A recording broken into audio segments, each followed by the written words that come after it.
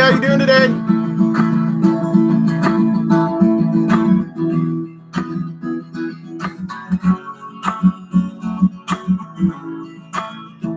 Somebody has YouTube open. Wisconsin can be so cold.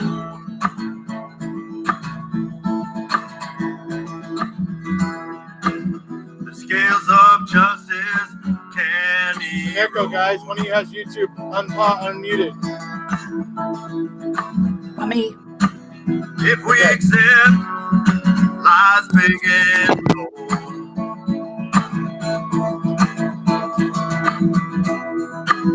Oh, we forget we live on Avery Road.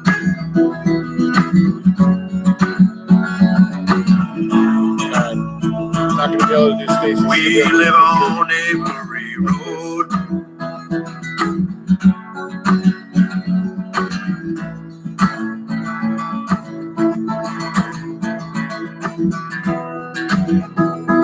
Should be easy.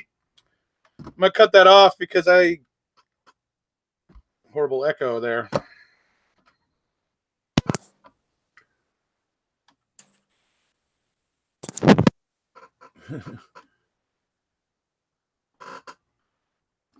At least I thought I was hearing an echo anyways. All right, now if I can just get my mouse working. Oops, that wasn't what I meant to do.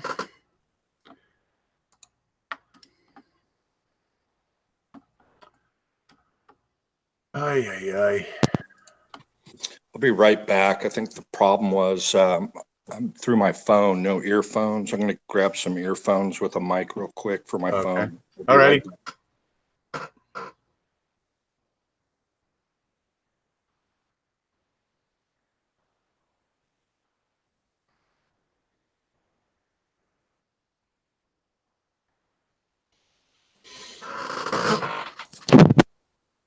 All right, so let's say hello to everybody. Let's see here. While we're waiting for Travis.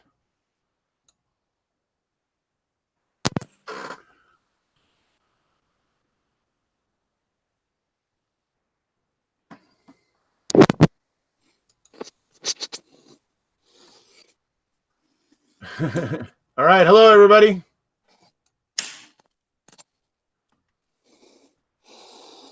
Put my camera on. There we go.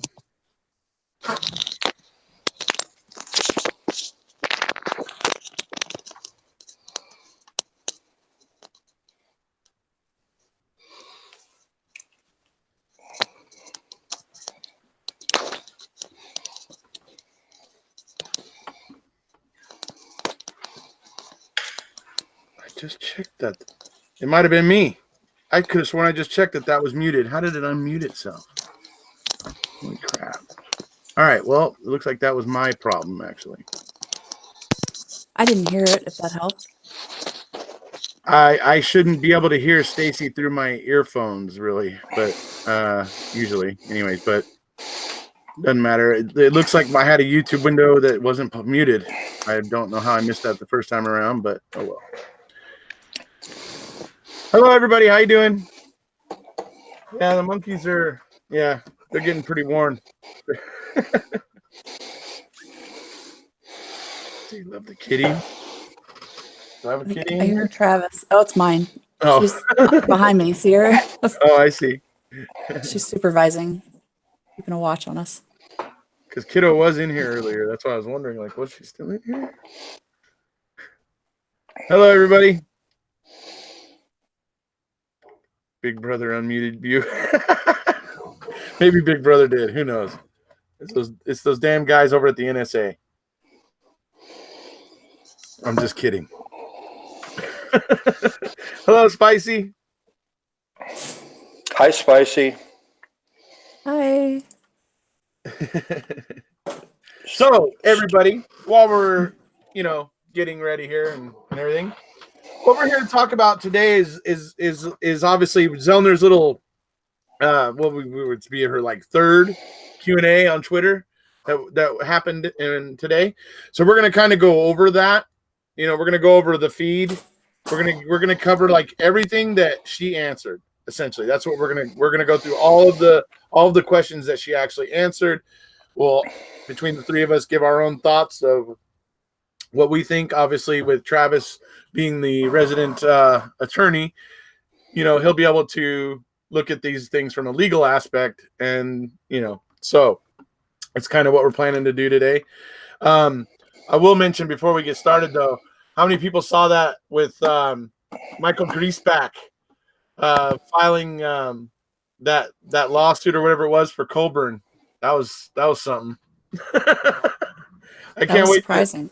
I can't wait to get into that one and research that one a little bit and do a video for you guys. But we got a lot of things planned for everybody right now, so we're certainly not at a shortage for topics at the moment.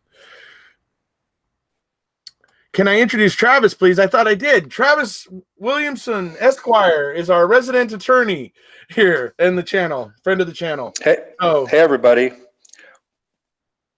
Well, I'm sure that everybody's got their attention focused on Erekose and Ali. I certainly have Ali's video up personally. So yeah. So Joseph's talking about Griesbach's what Griesbach filed. This court document alleges a reasonable viewer would have found Avery's guilt obvious and would have concluded that plaintiff and other law enforcement officers planted evidence to frame him.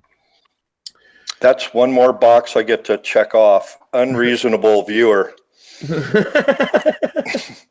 Male, Caucasian, unreasonable viewer. Yeah, and don't forget, you're a member of a lefty cult.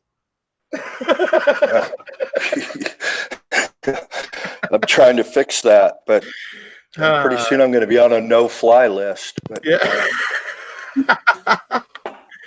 Well, you know, Netflix, guys. Netflix has got the lawyers to fight this. You know, they're not going to be just rolling over. There was something I saw in that document where it said something about Michael Griesbach was saying something about neither Sergeant Colburn or I will be making any more public statements. Good. That means I won't have to hear Michael Griesbach say again that if you take a look at the evidence objectively, then Avery's guilty. Well, sorry, Michael. I look at things critically. So, anyway, so that's what we're talking about today, folks. We're going to be going through the Q&A, looking at all the questions and answers and kind of just, you know, ripping about them.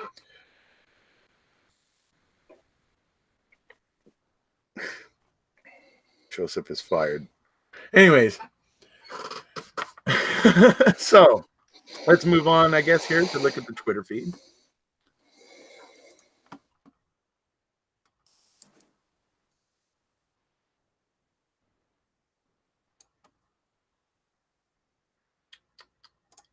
And there it is.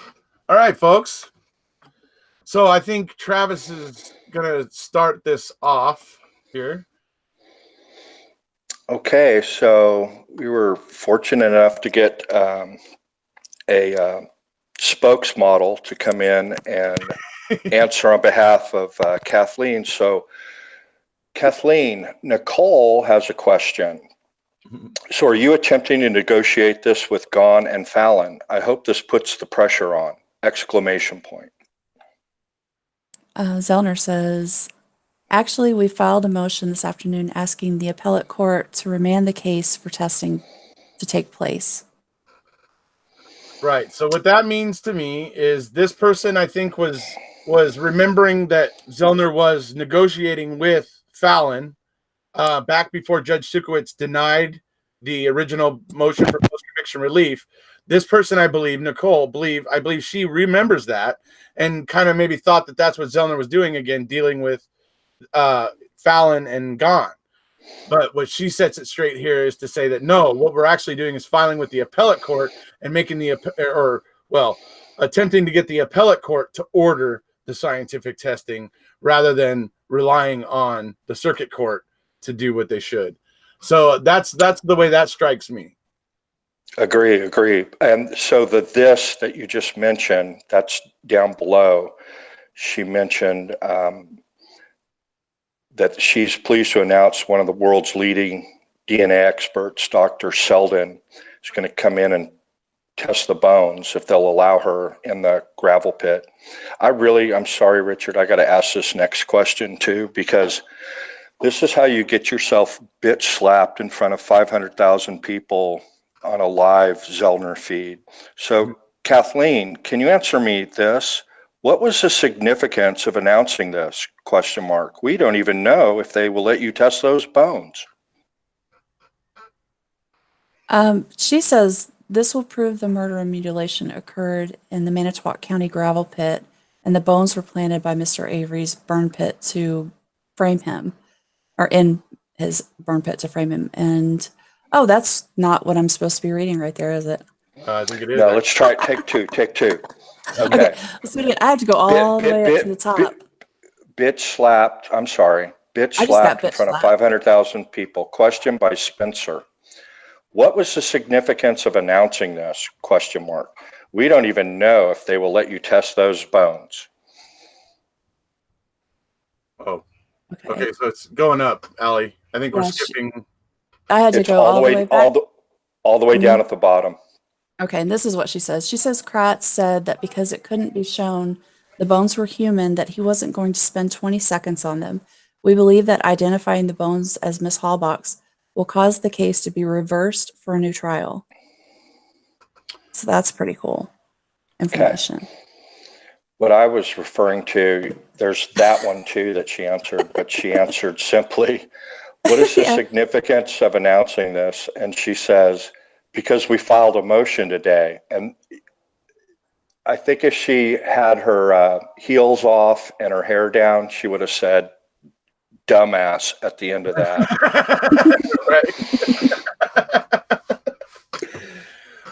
Yeah, it's like we filed a motion, dude. What do you want? We're announcing that we filed a motion. Jeez. So let's go back to that. So I want Allie to comment more about that answer she just read. But I see. I'm caught up now. I am with you. I'm sorry. All right. There you go, Kathleen. Yeah, try and slow down on the wine after work. Anyway, so all right. But when I read she filed a motion today, my jaw dropped because everything leading up to today, there was every indication she was getting ready to do nothing but file her brief on the 20th. She filed a motion 10 days ago that asking to raise the word limit from 31,000 to 35,000 words. She filed. Sorry. Right. And then that was granted 7 days ago, 31,000 to 35,000 words. She previously, back in May, got the limit extended from 50 pages up to 31,000. Then 10 days ago, she files a motion to extend it to 35,000.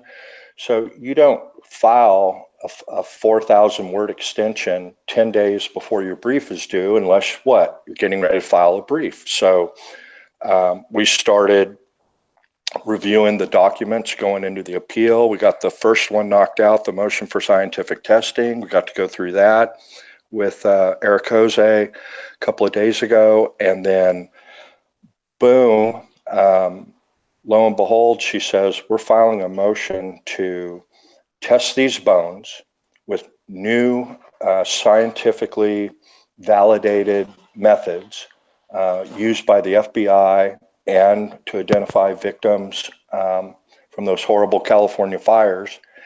And we want the court to stay the appeal while the appellate court to stay the appeal while the trial court sorts out this testing. So it was literally, for me, jaw-dropping evidence. Now, Allie, if you could explain to everybody the significance of that other answer you previously read. There was no question to it, but she answered, and she really summed up for a lot of people that had a question what's the significance of these bones? What was, what are these bones all about? And she brought it back to how Kratz argued it at the time of trial. So I'd love to hear more of your comments on her response you just read.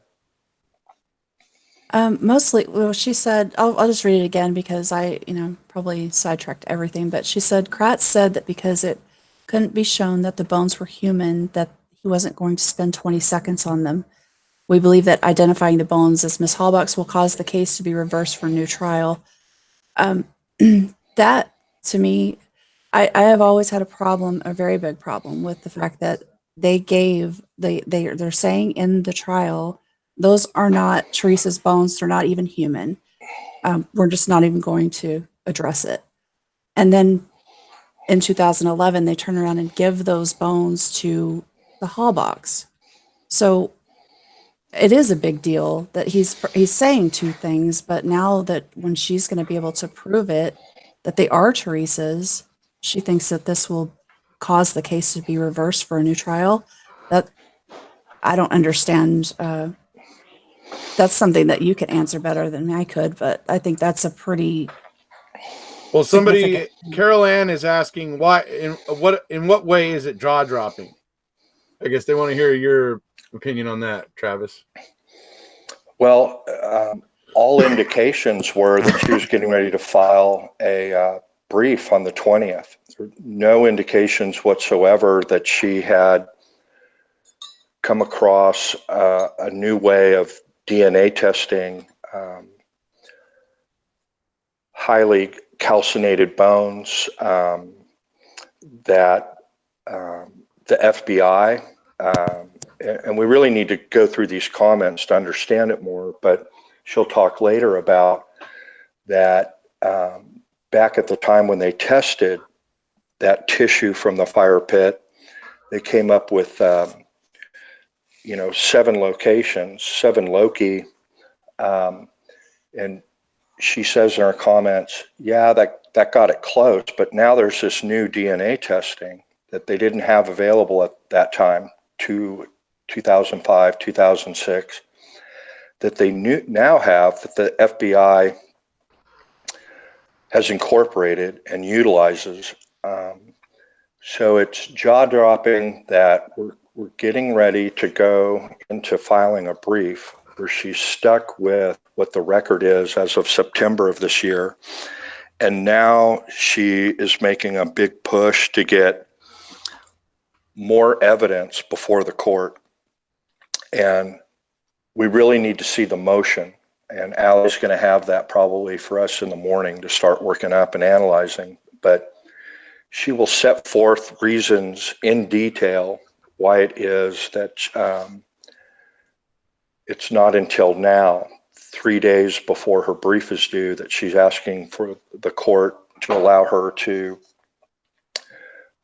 stay the appeal and force the state to give her the bones to test. Right. And that, you just don't see this where courts told you back in May, look, get this computer records Brady issue out of the way, the withheld disk from VLE, and then after that, we expect you to have all issues briefed and submitted within 40 days of the record being filed. And she was told that specifically in an order back in May. That order came out in September. She asked for a 30-day extension to December 20th. So it's just all indications where she had this thing briefed, ready to go. And I think the motion tomorrow is going to outline how this new scientific testing and the bones themselves are going to resolve a lot of issues in the matter, and why the state should agree to it or why the court should order it. There may even be a stipulation from the state attached to that motion. Yeah, she did say that she doesn't expect them to, just have a problem with it because they've already agreed to letting her test some of the bones, like the pelvic bone. Yeah. So Are they going to give her the skull fragment though? That's the thing I want. I want Skip, or not Skip. It's not Skip anymore. It's Chris Palahniuk. I want him to be able to get that skull fragment and to inspect whatever it is that he is itching to inspect about that skull fragment. Well, let's let Kathleen stand in, answer some more of these questions. I think Yeah. Kathleen fills in. I think she fills in a lot of this stuff. What she's trying, what she wants to test, and why she wants to test it. All right. Can you read the next question for our spokesmodel? Yep. So, Ms. Zellner, how does this specific DNA testing work? How is it different from other kinds of DNA testing? she says it works rapidly and is more sensitive and has the ability to gather more data than traditional DNA testing. Which is a fine bit of words, but for those of us who are technical minded, that doesn't really tell us much. Yeah. Well, let's see. How many characters Joseph, do you know anything get on a about tweet? This,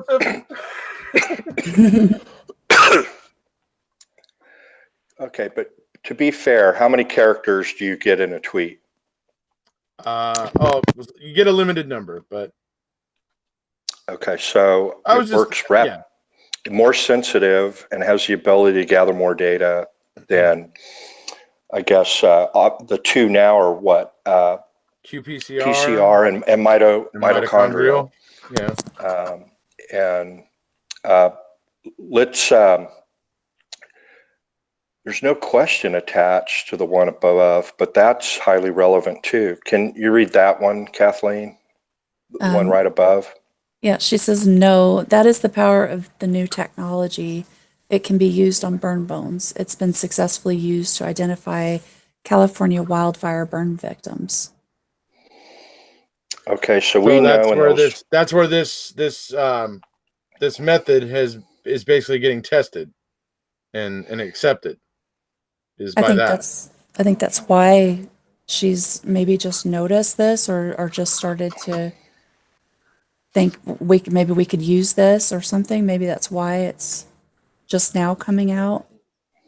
And also goes to something that a lot of people have asked, why doesn't she just file now? One of the answers that I'd seen on Facebook on basically a lawyer was she wouldn't want to file early because something new could pop up, and this could be the perfect example of why you wouldn't file early, because now something like this just pops up and changes things, changes the course. So right. And again, I think she's going to lay this all out in her motion once we get our hands on it tomorrow morning, and is going to carefully lay out for the appeals court why the timing is the way it is and why she believes this isn't redundant or repetitive testing, why it's new and is going to show something completely different. I don't know if anyone's been around a wildfire. I've lived through 2 California wildfires in Malibu, and you cannot imagine the amount of heat. It ain't no 55-gallon drum. It ain't no 11, 15 feet high fire. You're talking flames literally hundreds of feet in the air, and intense heat. And if they can identify bones from the remains of that, I mean, you see what it does to a house. The only thing that's standing from a house, the only thing that's identifiable sometimes is a brick chimney, right, and a 10-hour fire-rated safe. That's it. There's nothing remains. I'm talking refrigerators, dishwashers, right. Things that you just would think would never be consumed in a fire are totally consumed in a California wildfire. Okay, right. Let's ask her the next question. All right. So Tony asks, Do you think you will be allowed to do the testing? It seems the state courts just don't want to help you establish S.A.'s innocence. She says, we've only had difficulty with the lower court, not the appellate court. That's true. Ooh. I would Yeah. say that the appellate court has been kind of willing to deal with her. I mean, they remanded it back to the trial court with the CD thing. So, I mean, kind of suggests that they're taking it seriously. Okay, so Kathleen, can you tell us what reasons could they use to not allow this testing? She says there would be no reason not to allow new DNA testing that would provide answers to questions that have been in the case for years. And I think she means on both sides of the case. Right. They've never been able to identify, conclusively say those are Teresa Halbach's bones. Just this is going to be able to do that, it seems like. So. And I would imagine she's probably going to have the same setup this time where the labs report straight back to the state and her, like we were reading in the motion for motion for post-conviction scientific testing, when she was talking about how it was an enticing move by her to entice the state to want to do as much testing as possible, because the results weren't going to go back to her and get filtered through her back to the state, that the state was actually going to get the results straight from the laboratories. So I'm curious to see if she's going to be setting up the same thing here. I would imagine she is, obviously, so that it's more advantageous for everybody to agree to. But maybe we'll see something mentioned up in a later answer, possibly. So.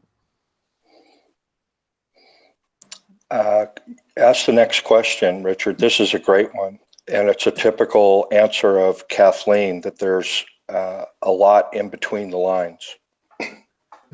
What are the odds? What are the odds, though, that you will be allowed to test the bones? In most states, 95%. Most states. Hey, well, G-Man Moore told us, man, when you're in Wisconsin, the kids are running the show. So, oh man, yeah, Kathleen, do you care to expound on that, or no comment? Oh, that's great. I mean, I could just bump it up to 99% and just say everywhere but Wisconsin. Seem to do what they want. Is that diplomatic or what? She's just a master of the English language. Okay, I'll ask this next question. Right. Joe wants to know, would there be any way they would be able to claim that Stephen Avery planted these bones to try and make it look like a setup? No, because the state claimed the murder and burning occurred in Stephen Avery's garage and burn pit. Yeah, that to me was a very significant answer, because what was found, why did the state claim the murder happened in the garage? What did they find in the garage? FL. And yeah, but that was after they were pushing Brendan to say things happened in the garage, but right. Right. But, lo and behold, underneath an air compressor, they find FK in an area that they should have discovered back in November. Mm-hmm. It was in an area that they picked up fired shell casings all around it, but nobody picked it up. Then March 1st and 2nd, they discover 2 bullet fragments, and then one of which gets sent to, our favorite DNA analyst, and comes back what? 7 Loki. No, that's the DNA of I'm sorry. Stephen Right, Avery. goes back to Teresa. Right, sorry. Yeah. I mean, Teresa. It's one of the 3 most critical pieces of evidence in the case, comes back.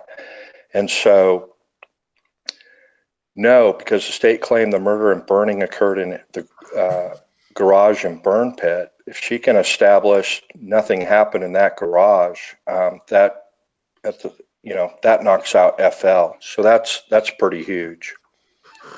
Yeah. And by implication, it means FL was planted. And by implication, direct implication, it means either the lab screwed up in determining there was Teresa's DNA on it, or that DNA was planted. Right. Somebody had asked earlier, Travis, what if the testing occurs and they come back to not be Teresa's bones? Well, Allie has commented about this in the past, and I think she's absolutely right that if they're human and not Teresa's, Shows there's an active person. Well, then it means that another murder occurred out there. Yeah. Allie, what else did you come up with? I mean, there's another murder. It's an ancient Indian burial ground. I don't know. Aliens, maybe? No. Kucharski. I think that it just means that something needs to happen. If those bones are not Teresa's, then probably there needs to be some investigation into why there are human bones there. Yeah, I guess it shows that they're asleep at the wheel and didn't even realize they had another murder victim. I suppose that's really what it would mean. Right. I was thinking, which could be a cause for them to not want to allow the testing because they don't want to be embarrassed. But I think the biggest reason for this answer, or the answer, would be that. Well, never mind. I just lost the thought. So. Well. Oh, she's saying that it. All right, just go ahead. Well, there's her answer, but then someone else had a question about if they come back as human but not Teresa's, and assuming they can come up with a good DNA profile and they're clearly not Teresa's, right? What happens then? And Allie had mentioned to me earlier, well, they're going to have to open up a new missing person / homicide investigation on those bones, try and determine who that person is. But then, does it justify roping that off and doing a full anthropological excavation? And, is that, is there a serial murder that lives in that area and has been burying bodies out there for years? Or I don't know what it'll mean. I do know that it's going to, as Allie suggested to me earlier, it's going to require further law enforcement action, no question. But I mean, or is it something, something else that's not sinister, ancient burial ground? I don't know what it'll end up being, but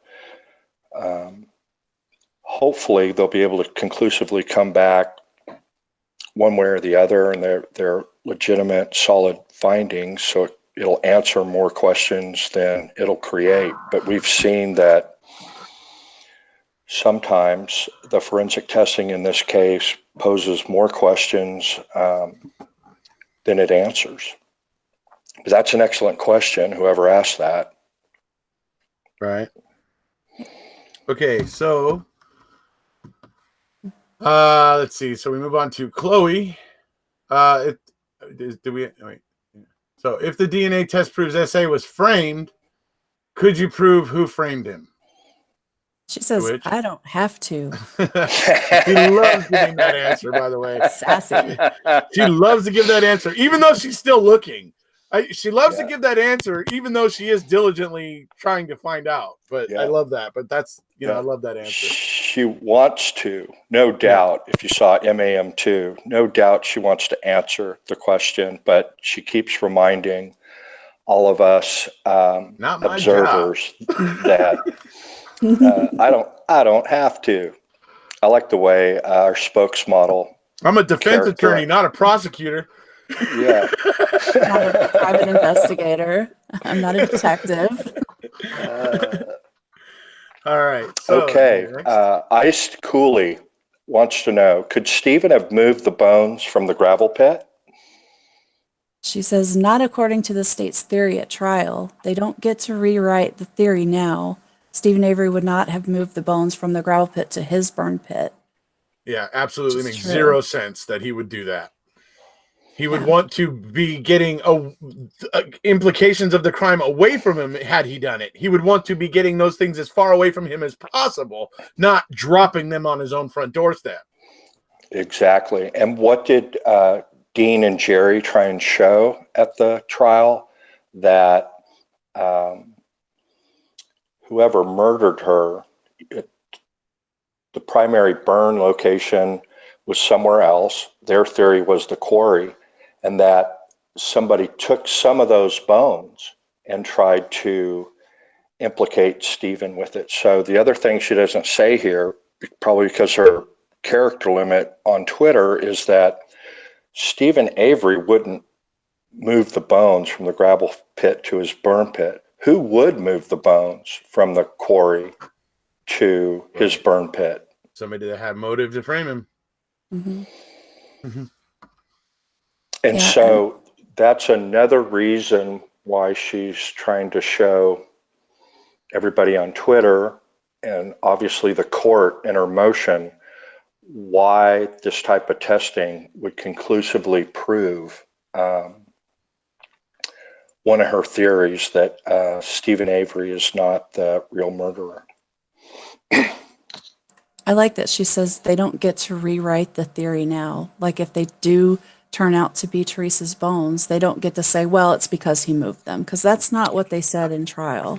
So they don't get Right. to change that now just because the test results don't come back to support what they said. And I like that she said that they don't get to rewrite. Right. Yeah. Because her ultimate goal is to free Stephen Avery. The way she does that is to undermine confidence in the verdict. Yep. 3 ways to undermine confidence in the verdict is: 1, show the evidence that was introduced at trial is false or non-existent. And that's the false or non-existent. They don't get to rewrite the theory. Yeah, absolutely. And that's what all the guilters are constantly trying to do.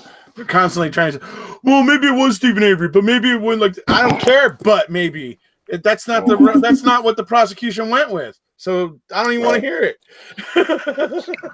Right. And she says somewhere else, I think it's in here, that if the jury was not given the correct information to consider, then that just throws the whole thing out. They needed to have this information, and since they didn't, it does change things. So that's why I think maybe some people might be confused. Why is this a big deal?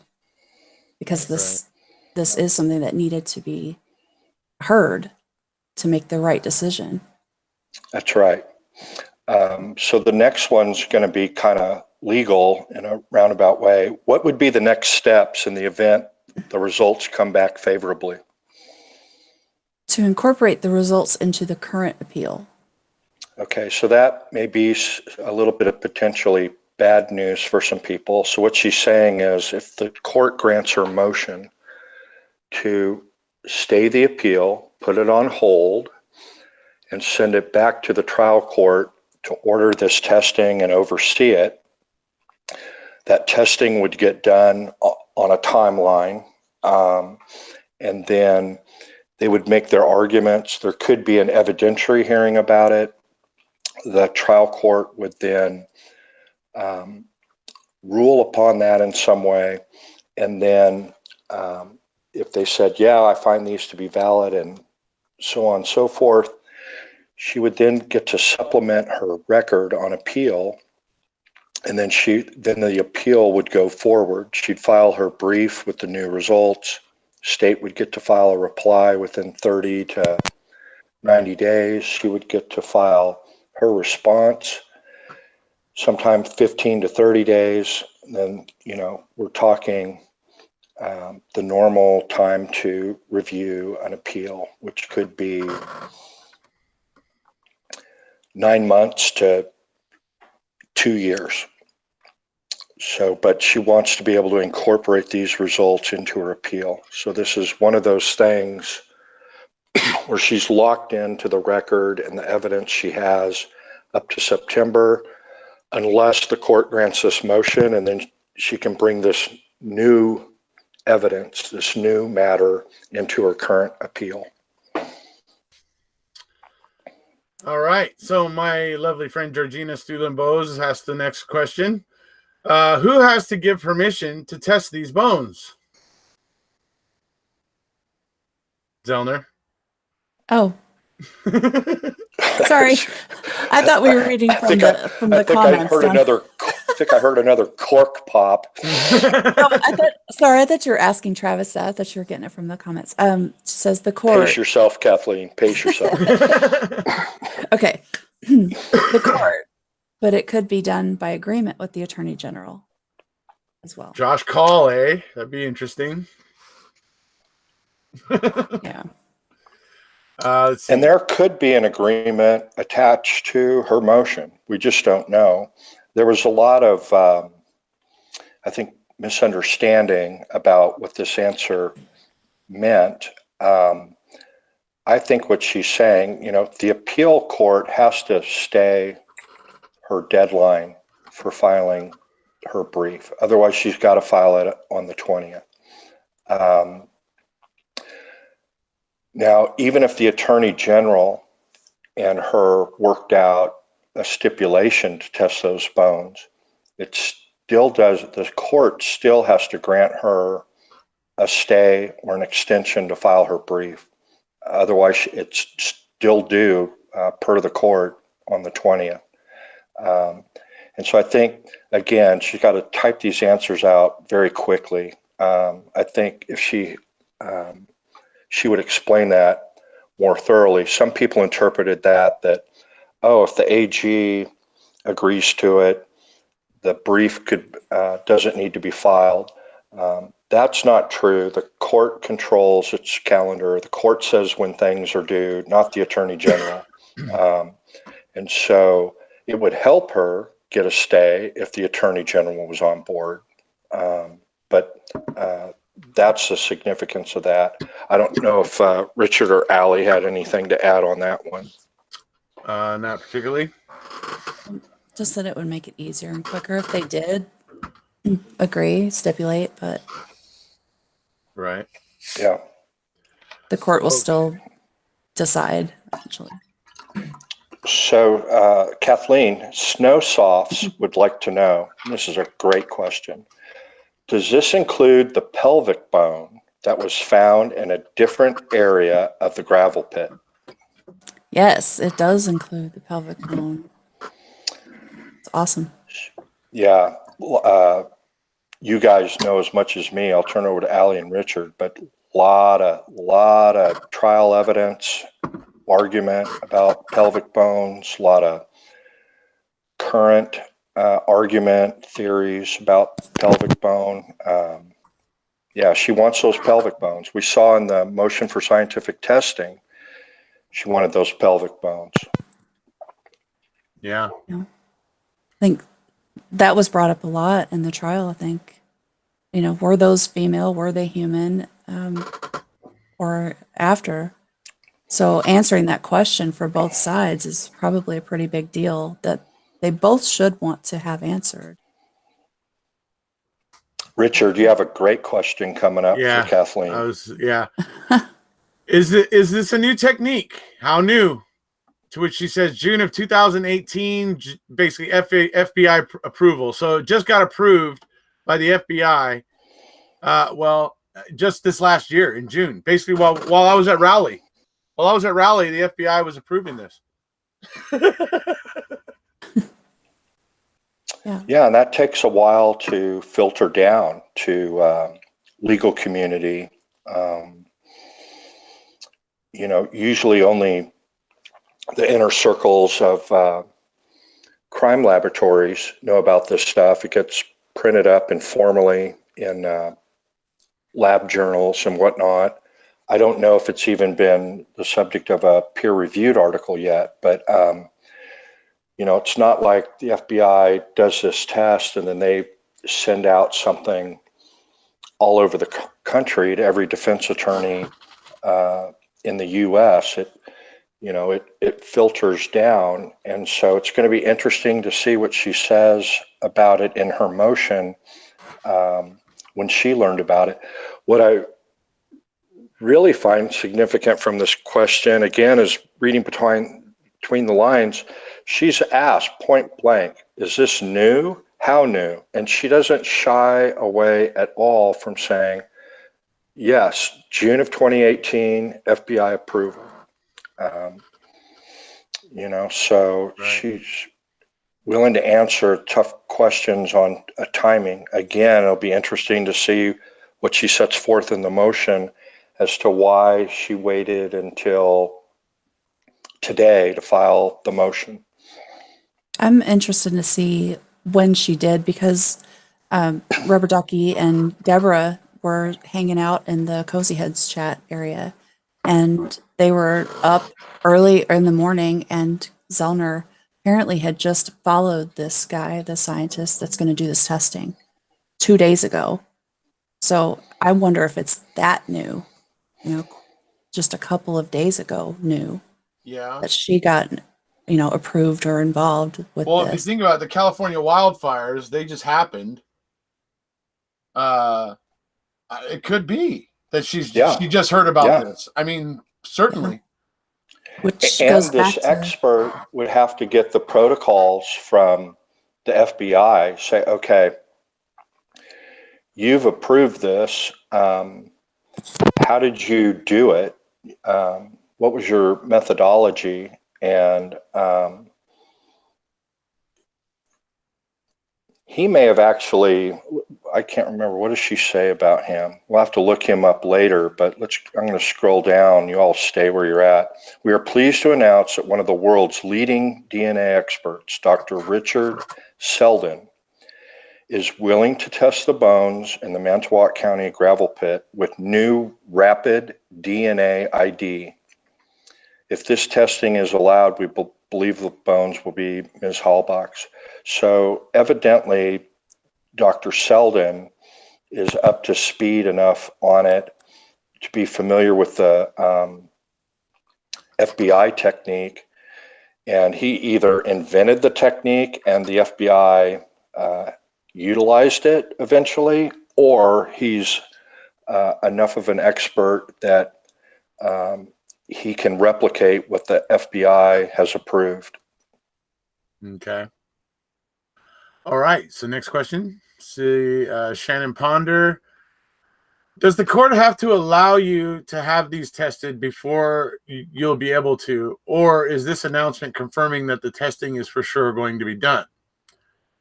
she says yes, but it can be done by an agreement between the parties. That didn't really answer the question, though, did it? Yeah, that's sort of she's already answered that.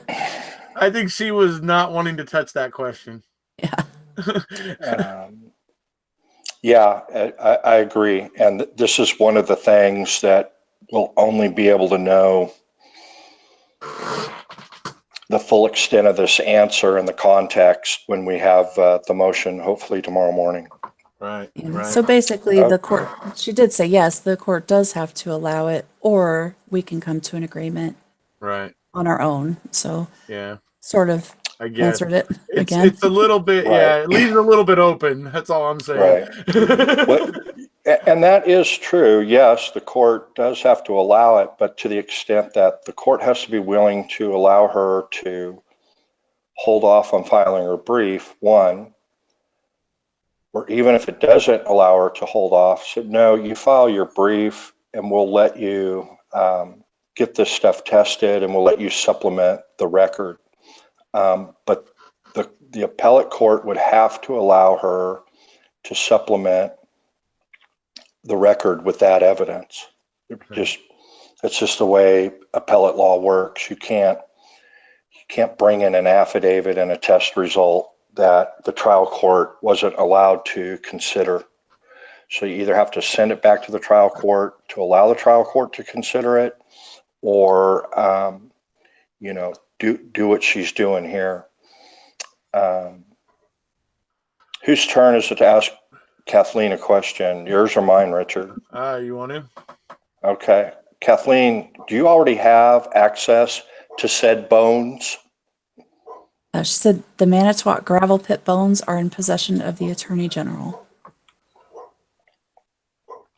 So, and we all know because we looked at the motion for scientific testing a couple of days ago that So she's obviously she's been talking to Josh Call, isn't she? yeah, she's been after these bones since she got into the case, August 2016, just like she has been on the RAV4, just like she has been on the 8, latent prints. She wants these bones. What's different about the bones than the RAV4 is she's now got a FBI validated test that for the court, she believes cannot ignore, will tell new information about those bones. And isn't it interesting in a way, those bones are tested and they come back instead of one in a billion, they're able to get 13 out of 13 Loki. It makes it 1 out of 50 billion that those are Teresa's bones. The family, even if they don't announce it publicly, but the family is going to be all behind that. I mean, 1 in a billion, that narrows it down. 7 out of 13 Loki, but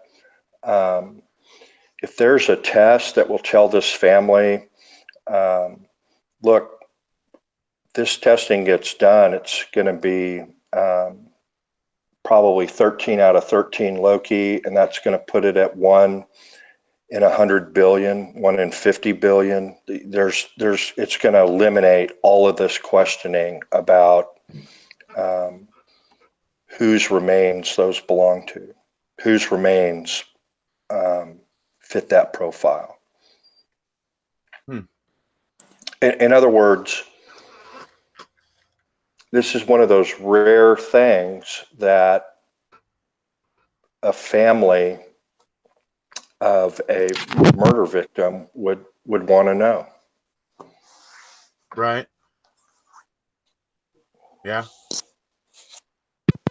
I hope this is what it takes to get them to see that this all might be wrong and maybe start questioning it for the first time. Because I understand why they haven't up to this point, but hopefully here they will. Yeah. I mean, I do understand that they are a family in pain and that looking into all this stuff is not tops of their priorities. Dredging through it again and all the horrible things and having to remember everything that happened to Teresa and go through all that for them. I mean, yeah, that's going to be tough, folks. Just imagine if you're in their shoes. That's just really a tall order to expect them to be able to do. Maybe they will, but it's up to them. Yeah. So this came out when DNA testing first, came about and was getting more and more accepted and used more and more and more. And it came up with, as everyone's probably aware, at Arlington National Cemetery, there's a tomb for the unknown from, Right. Every major war or conflict. And they, from the Vietnam era with DNA, they were able to go back and identify who the representative remains were for the unknown soldier, and he became known. There's been books and movies written about it. Hey, do we really want to know? But they interviewed some of these families that they were able to go back and identify, and because of the religious background of Teresa in that particular portion of Christianity, the Catholic religion, it's important to every family, obviously, but there's a lot of significance about having the remains of your loved one in an identifiable area in a casket as much as you can obtain, and knowing for sure that you've tried to collect all possible remains. And it's just because of the way the Catholic religion believes in the resurrection and what's that called when Christ returns? And Resurrection. No, the other word. Anyway, not important, but they believe you don't immediately go to heaven. You go to different states. Purgatory. And then right. Yep. And then when Christ returns, then... You're talking about the rapture? Yes, the rapture. There you go. I know where you spent your youth on Sundays. Obviously, not where I spent mine. But so I don't mean to get into a religious philosophical debate, but yeah, you're gonna start making the viewers leave. Well, I think yeah, but Catholics, it's very important. The point is that this happens to be a type of testing on a particular item of evidence that would give a typical family of a murder victim more peace. And I just found that really interesting. Yeah, I think that would be very important to the family. I do believe they're pretty religious, from my understanding. And also, I wish I'd been smart enough this afternoon. I asked 4 or 5 questions. None of mine got answered. I wish I'd been smart enough to ask her. This seems to be something that the Halbach family would be interested in as also. Has there been any overtures towards them? Right. Mm. Yeah. Okay, next question. I'm sorry. Well, so real go quick, ahead. I want Shannon Ponder, by the way. So you can do the it was filed one. Go ahead, Allie. Sorry. well, you talked about this before on another video, but I just wanted to add something. Just try to keep in mind for all the people that wonder, why don't they care? Why don't the Hallbachs care? Why don't they want these answers? You perfectly said that, but I had one more little thing, and I think it's just that they had something probably much worse than the press conference that all of the citizens heard. And that convinced everybody there who heard that these are the right people, these are the right killers, these are the guys. And who knows what they were told off camera, Right. to convince them that this is right, no matter what they say, no matter what you hear at the trial or elsewhere, that these are the right guys and we know it for sure. So the fact that they don't doubt it, I don't blame them at all. They were probably fooled or led to believe that, and it's probably too painful to question it. Certainly. So we know Mike bought whatever he was told, hook, line, and sinker, because of his infamous quote when he's talking to the press. And he says, if you ever have any doubt of Brendan Dassey's guilt, you just take that tape and you pop it in the VCR and watch that. And there's your proof. And I love it because one of the reporters is sitting there thinking exactly what I'm thinking and going, Mike, have you watched it yet? To which he says, no. And it's like, Mike, you're an idiot, dude. Sorry, buddy. Watch it. Then make that kind of a statement first. Watch it first, though. It's, Jesus. So we know that guy was gung-ho with very little information. Yeah. He was all behind them. And I kind of believe that Mike took over Pratz's position of the ridiculous comments at press conferences, where he, maybe it's not appropriate anymore during the trial for Kratz to go out and comment to the media, but Mike does. And I don't know if that's something that they plan to do or that just happened that way, but he seemed to kind of take over that, where he's putting out all that stuff, like what he said about Brendan. And then you think about that quote from Mike Hallbach where he says, oh, yeah, they say you can't judge a book by its cover, but Stephen Avery, I've looked through, I've read that cover to cover, and trust me, there's nothing in, the cover gets it exactly right, or something along those lines, basically, is what he's saying, right? It's like, Mike, how can I have any faith that you actually have done any research on Stephen and know anything about him? Because you were just telling us how Brendan Dassey's confession tape is all the proof we need to know that he's guilty. And you clearly have not been doing your research, buddy. But anyway. So, all right. So you want it was filed, Travis? Kathleen, can you tell us when the motion was filed? It was filed this afternoon. Oh, thank you. Go ahead, Richard. All right. This one. I love this one. Ask Zellner.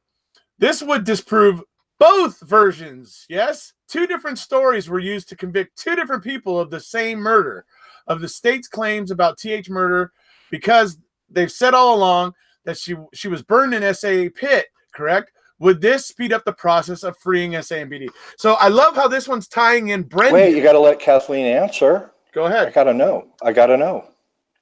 Yes. Yes. Yes. That was very anticlimactic, Travis.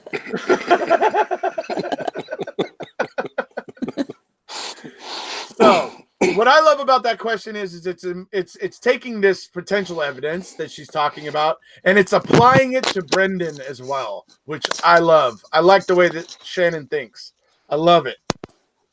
She does also say somewhere that if this works for Stephen, then it will also benefit Brendan, because that is their theory. And if they're able to disprove those theories, she wasn't killed on the property, she was killed over in the quarry, then that does change things for him as well. So certainly. Yeah. It changes the entire shape of everything, really. So let's see, moving to the next one here. Well, yeah, a lot of people ask, how does the Stephen Avery appeal affect Brendan?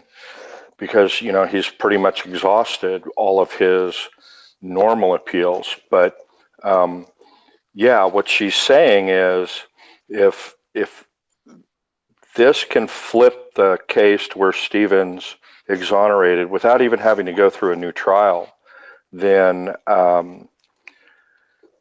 Brendan's attorneys would be able to go in on what we call equitable grounds for a reversal of his conviction. And they would be able to point to the new evidence. Right? The new evidence. It's been reversed. And then now they do need to go through a hoop, which is that logically, if Stephen couldn't do it, Brendan couldn't have done it despite his false confession. And, logically, you can all figure out how that would be, but it is going to take another hoop for them to jump through. But it's clear as day that she is being asked about Brendan, and her answer is clear as a bell. Yeah. Yep. I mean, I'll ask a question. Okay. Kathleen, Jordy would like to know, in the event that they don't allow the testing for these bones, do you think that the 22,000-page exoneration could be a success? Yes. Yes, I do. Okay. So, Kathleen, she doesn't get to pick the questions, but it's not a 22,000-page brief. It's 35,000. It's 35,000 words, which will be about 160 to 165 pages if she's even required to file it. Right. It's not an exoneration. It's appellant's opening brief. It's due 12/20. And so, so you have to understand the context of the question. What she's being asked and what she's answering is, if they don't let you do the testing, do you think your brief is going to be enough? And then we all heard what Kathleen said. Right. Next question. Go ahead, Okay. Richard. Daniel Falconer. If the murder is proven to have taken place in the gravel pit, is the entire prosecution of Stephen thrown out because the prosecution's story is bogus? She says yes, because the jury did not hear the correct evidence. She says yes. Awfully quick there. Will the court see it that way? Yeah, that's So something. this is another way of asking what was down below. It goes back to, why would the state's going to have to come up with a plausible reason why Stephen would move the bones from the county quarry, the gravel pit, to his own house. Right. Now, if they can come up with a plausible reason for that, then it won't undermine the confidence of the verdict any longer. But good luck with that. I can't think of a good reason why Stephen would do that. That makes no sense. He would be framing himself.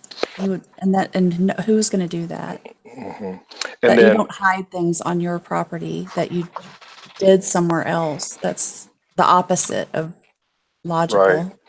And then what's the incorrect evidence that the jury heard that those aren't human bones? I'm not even going to spend 20 seconds on those. She was killed in the garage. Those aren't that's not evidence of anything. She was shot in the garage. Exactly, Allie. And so that was a great question, Daniel. Thanks for that answer, Kathleen. So, look who asked the next question. This is a good one. A good friend of the channel's question. Kathleen, but this doesn't mean that they didn't kill them. Maybe Bobby, Mike, and Scott saw this happening and decided to frame Avery so it didn't come back to them. Therefore, they moved the bones. And she said it would refute the state's entire theory that she was killed on the Avery property in Avery's garage and burned in his burn pit. That type of evidence reverses convictions. That's the why thing. this. And there's ahead, a guy in the comments that keeps saying this same thing. So there's your answer, Greg G. There it is. This type of evidence reverses convictions. This is important. This is why it matters. Because it could. Which is why today was a huge day for post-conviction attorneys all across the United States. Today was a major Red letter day? Yeah, absolutely. Red letter day. I love it when Jerry says that. Hopefully we'll be able to explain more of it when Allie gets the motion for us tomorrow. But as soon as I saw she filed the motion and that it was based on a new DNA, and she's laid it out right there, it would refute the state's entire theory. You don't even have to read beyond that. That type of evidence reverses convictions. And she says that over and over and over again in MAM2. Right. And I'm sorry if people can't understand why today was a big day, but today was a red letter day. Right on. Yes. Yeah. All right. So moving to the next one. Whose possession? That was a great question, Laura. I'm glad you got it answered. It was really cool to see. I saw a lot of people from this channel and Laura's channel asking questions, and I would like them with a heart, hoping maybe they got seen. I asked 3 or 4 myself, but it was awesome to see somebody we know have a question answered. So I got one answered in her first Q&A.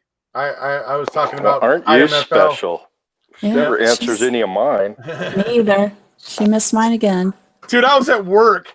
I was literally at work, and I'm like, oh, shoot, it's the Zellner thing. And I, opened it up on my phone, found the thread, and, just fired off a question.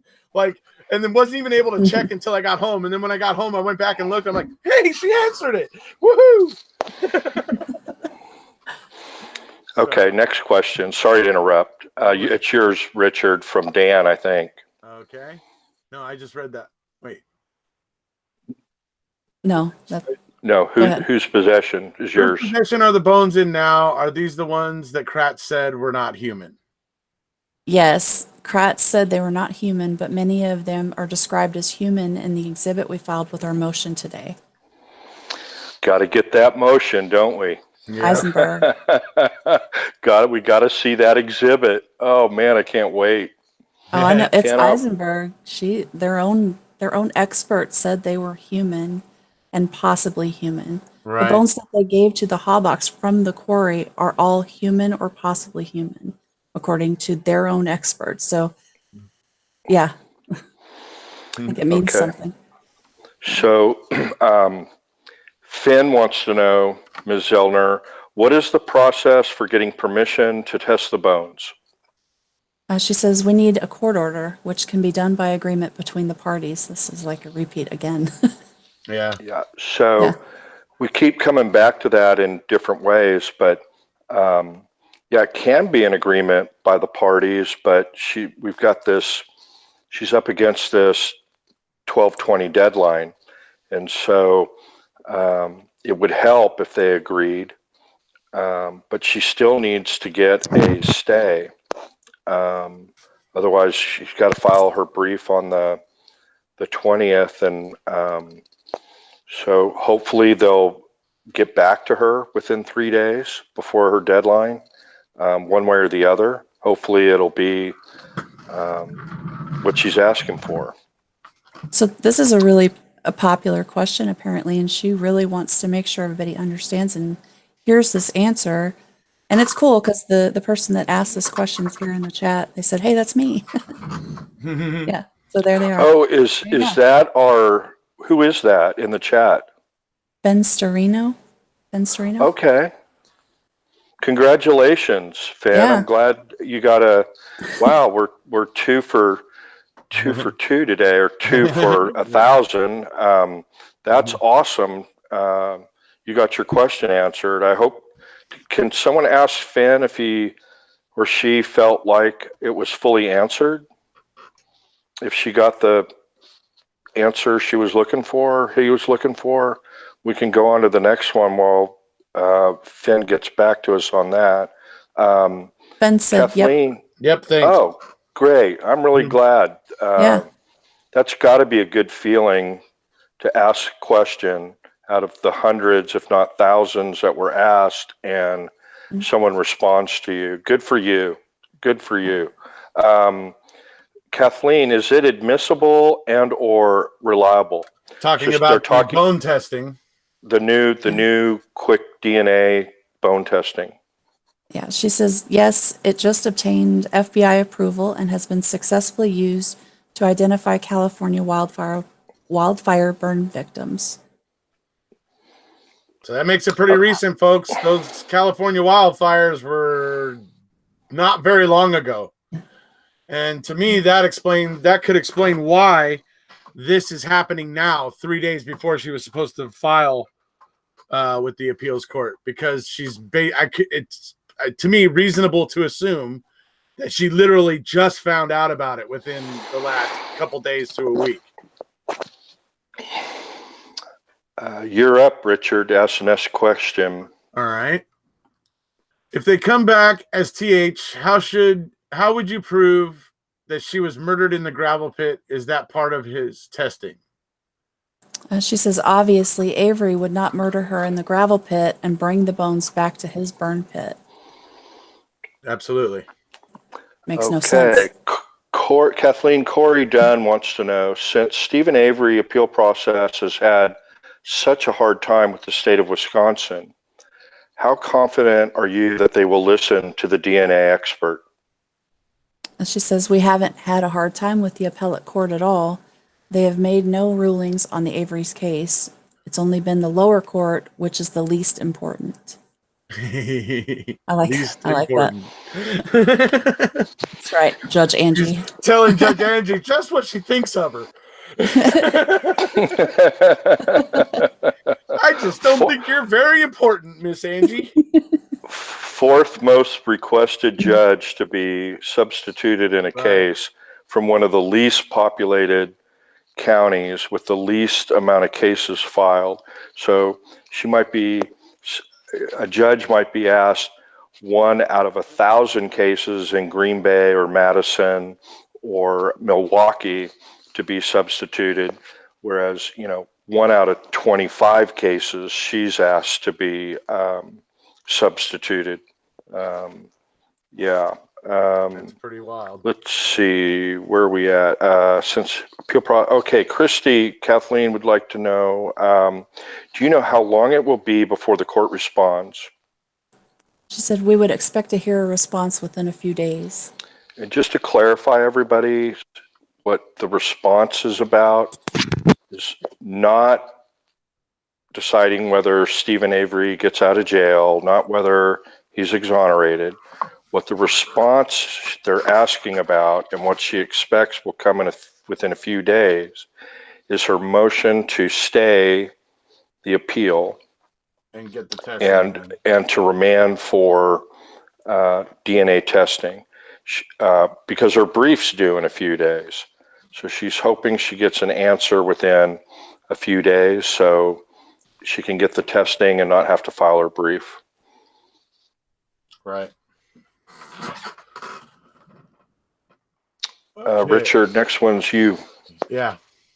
This is a good one right here. Great question. Okay, Rachel Fenty asks, do you trust the AG to hand over the actual bones? There's so much corruption. Are there any safeguards in place to make sure that you get the actual bones?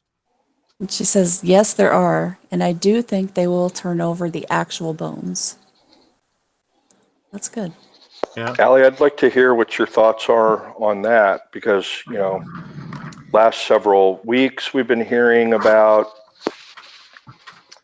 suspicious activity with the bones. Many of us read Wrecking Crew by John Farrak, talks about some suspicious activity relative to the bones. What do you think about Catherine saying publicly she has confidence that she'll get the bones from the quarry and that there are safeguards in place to override whatever corruption there is?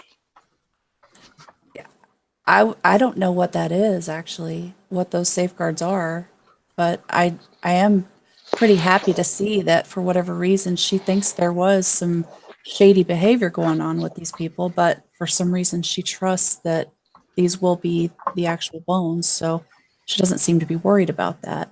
I mean, and it would be bad if they did mess with those bones, right? Because they're either hers or they're not, and either way, it's gonna create some stuff to come from that. So I think it'd be pretty obvious if it was. Well, if the owner of that funeral home books a flight to Brazil, I mean, or people start running and lawyering up. And I know we're going to talk about this later, but this is something that could make this civil case that got filed today a huge win for Stephen and Brendan. And I've seen that happen in cases where somebody says, "Oh, I'm the subject of defamation," and they start a civil case, and that opens up civil discovery. But we'll talk about that later when we get to it. But Richard, did you have anything to add about Kathleen stating she thinks she'll get the bones and they'll turn them over if ordered? All right. No. Okay, you didn't. So you have the next question, Richard, from McFarmold's Darn. Yeah, McDonald's Farm. That's funny. McFarmold's Darn. Let's see here. Why have these bones not been tested yet? Where are they right now? That's got to be the third time that question's been asked. She says this is the first development in DNA technology that could actually detect the DNA in these degraded bones. The bones are in state custody to the best of our knowledge. Well, I thought they were in the AG's custody. Anyways, Right? okay. Yeah. You know, Oh, that's funny. Okay. I don't know if you guys want to comment on that more. I don't know what that means. We need to see the motion, I think, to Yeah. comment more about what best of our knowledge means. What is the rough estimate? Oh, go ahead. Go ahead. Okay. What is the rough estimated turnaround time if you get the results? These bones were planted and get granted a new trial. I am sure Stephen Avery, as well as his followers, are anxious for another update. So are Brendan's. yeah. And she says this would be such a huge development that we would expect a new trial could be granted outright. That's good. Okay, That's great. so I don't need to tell you all what that means and that Right. why this is a huge motion. What is she A saying? new Never trial happened. could be granted outright. If a new trial is granted outright, that means no evidentiary hearing. And Yes. if a new trial is granted outright, that means the state's got to go back and start dealing with her on, do we really want to retry this? And, you know, that's where offers like Alfred pleas are made, and whether she, you know, says, no way, not even going to look at an Alfred plea. It's a whole different ball game if you're granted a new trial and you don't even need an evidentiary hearing. Speaking of Alfred, please. Alfred, what is what? Oh, said maybe that's speaking what of- that next one's in reference to. It is. Well, no.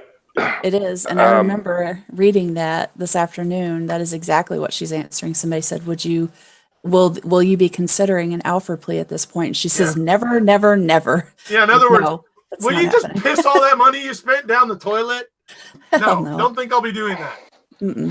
Oh, I didn't even get to see that was a question, belief that, but that's what the response is. Never, never is, Yeah. Yes. is whether it be an Alfred plea. Wow, Yeah. that's wild. Would she Okay. consider it? And she says, no way.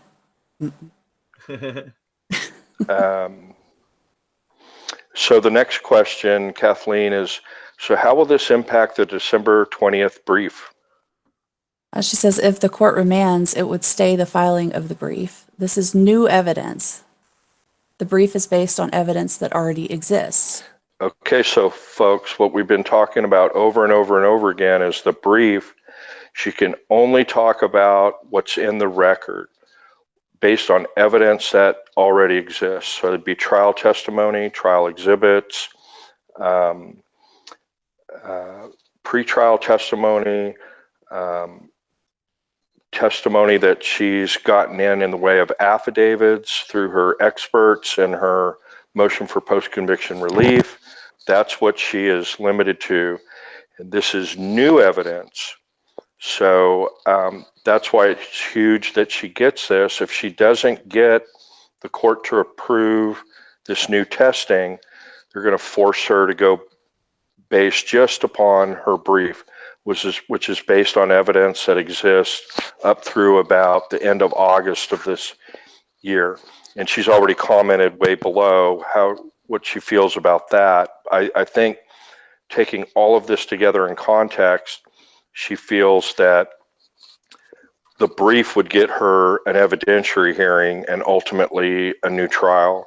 Whereas this, if she gets this testing, she's going to get a new trial without an evidentiary hearing. Or overturn the conviction. Yeah. So Yeah. today was a pretty big day. And I think it's going to be reinforced tomorrow when we get our hands on the motion. I can't read if there's a question. It says this tweet is unavailable on mine, and Mhm. Oh, looks like somebody Kathleen's. deleted their tweet. Okay, but can you read answer. It starts Brendan's confession, Allie. Yeah, she says Brendan's confession was coerced. Why would Stephen bring bones from the gravel pit and then back to his burn pit? Why would he bring any bones to or from the gravel pit? Right. And that Exactly. was, go ahead. I just said exactly. That's just silly. It makes no sense to do that. Okay, Kim Boyle wants to know, how is Stephen Avery feeling about this latest potential development? I bet he's over the moon. He is, she says. Well, good. Yeah. I really like that question. Somebody asking about, and we know from MAM2 that Kathleen is really good about keeping her clients, specifically Stephen and his whole family, up to date on developments. And I'm really glad someone asked how Stephen felt about it. Good question. Yeah. Richard, you want to ask Charlie's question? Charlie? Could this evidence help with Brendan Dassey too? Which that's been covered. Yeah. Yes. Okay. How high do you feel is the probability that the gravel pit bones are Teresa's? 99%. That's Damn. That's a bold statement. It's your that's how I feel about question. it too. Okay. Let's see. Hola, next chapter. What major implication will this have on Bobby Dassey? It would depend on if circumstantial evidence connects him to the gravel pit. Right. Yeah. Okay, so everybody knows what she's talking about there, right? She laid out a reenactment that involves Bobby, and we saw that on MAM2, and saw that was one of the exhibits. Who knows? Maybe there's some stuff amongst these bones that haven't been identified that come back. I don't know what it would be. She talks somewhere, I haven't seen it yet. Someone asked her, is it possible that there's touch DNA on these bones? And she says yes.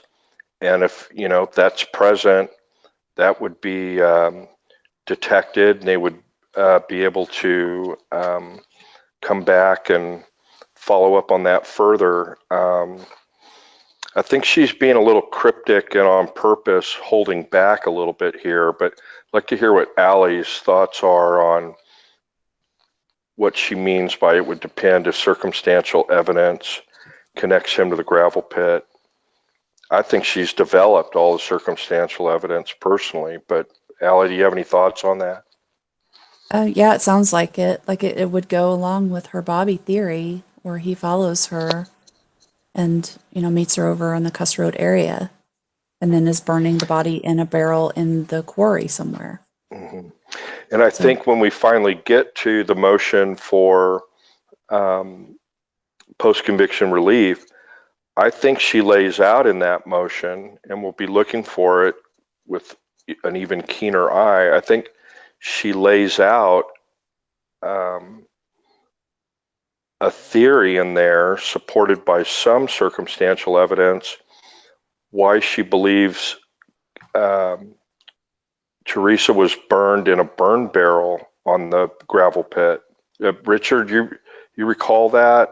What in the back of my mind, Kathleen has laid out somewhere or another.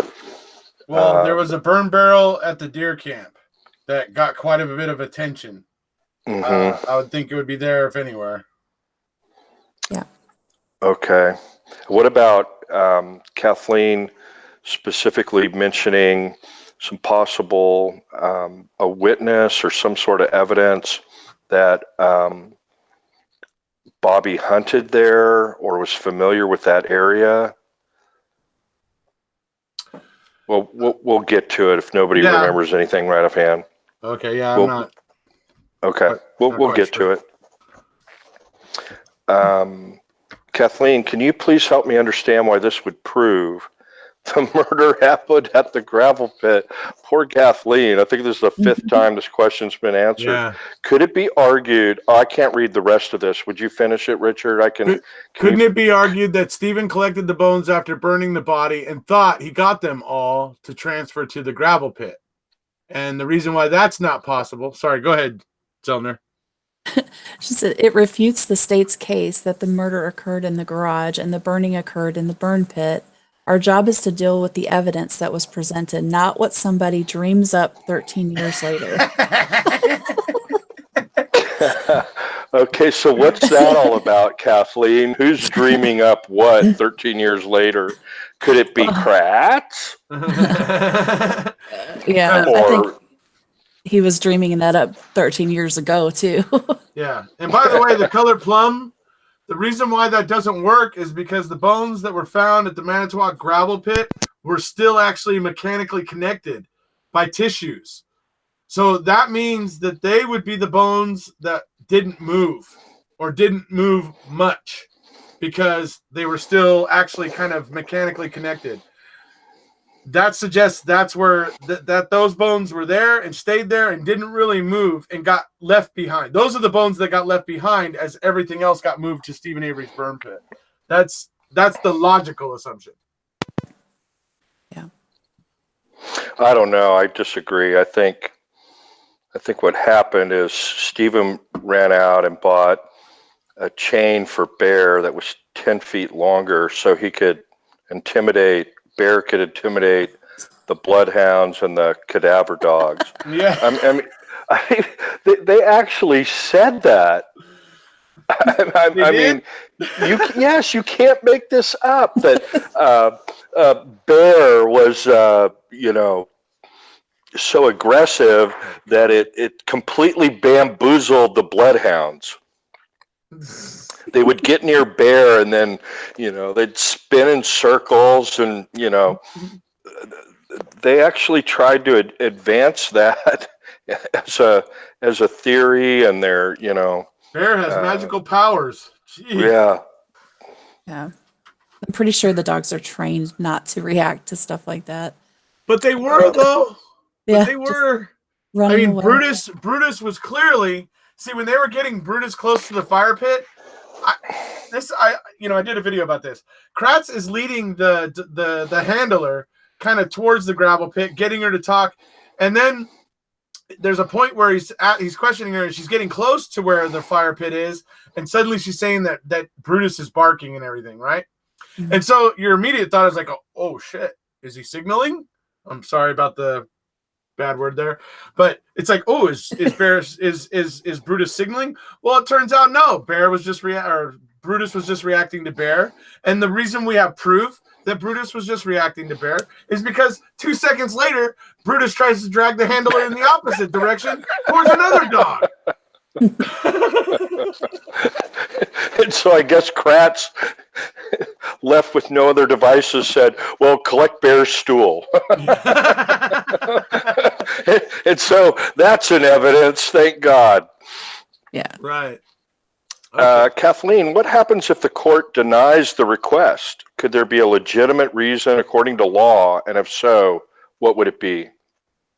She says, I don't know what a legitimate reason for denial would be. Of course she's going to say that. I'm sure she has an idea or two of what could be said, but obviously she's not going to voice that here. Yeah. Right. Agree.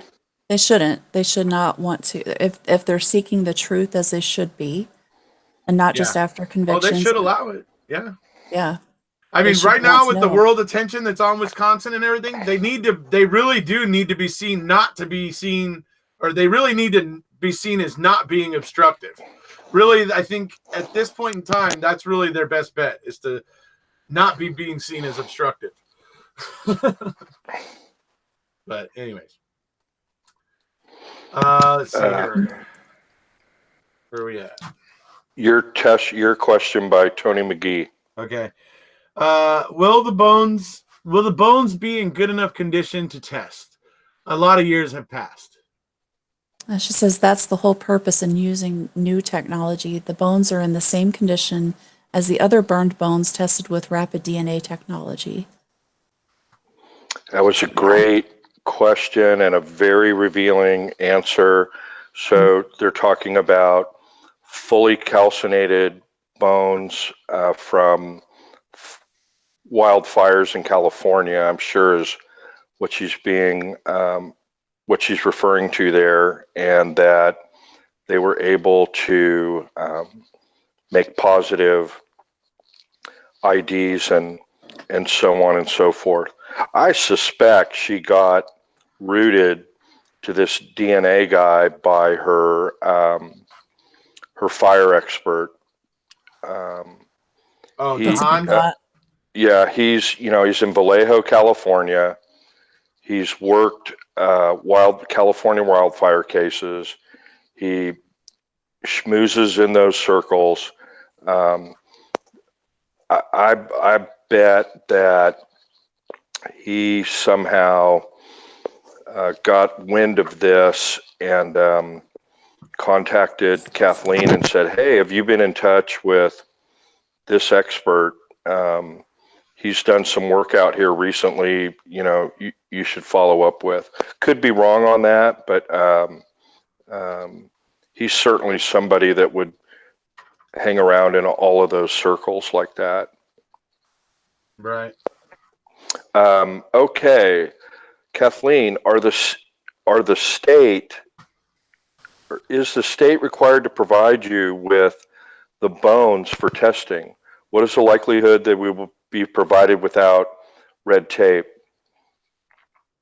I lost my place. Sorry, my screen jumped. So if you could skip that for just a sec. Skip me. Go ahead. Okay. If Kathleen had been prepared and not opening another bottle of wine, she would have answered.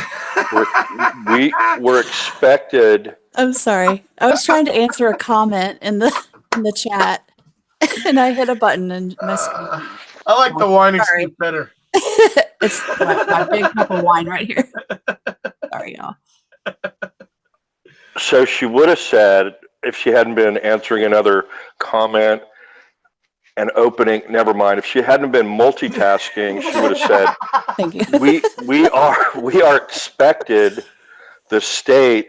Look, your grammar, everything's gone to hell in this answer. We're expected, the state, to cooperate because they agreed in 2017 to a re-examination of the pelvic bone. So she's been asked this question now 6 times, same way, but she kind of adds a little bit more. And so now we know, as you all will recall from MAM2, there was this dramatic moment where the judge all of a sudden issues an order denying her motion for post-conviction relief while they're in the middle of negotiations with the state to do more testing. And we don't know exactly what they were agreeing on or whatnot. And they frantically called the state and said, "Hey, she issued this order. We're going to file a motion to vacate. Well, can we represent that you join in the motion to vacate based on our agreement to do more testing?" And the state said, "Well, we won't say that, but we will say that we don't oppose the motion and that we were, in fact, talking about more testing." And then that went nowhere with Judge Angie. But so what she's saying here is that, I think what she's saying is that if the court will stay the appeal so that she doesn't have to file her brief, that she fully expects that she would be able to reach an agreement with the state to test the bones, as she has with regard to many other items of evidence, including item FL, which is a very, very highly sensitive piece of evidence. It was hand carried to Microtrace by, not sure, may have been Fassbender still. hand carried to microtrace. I believe Wiegert was the evidence officer.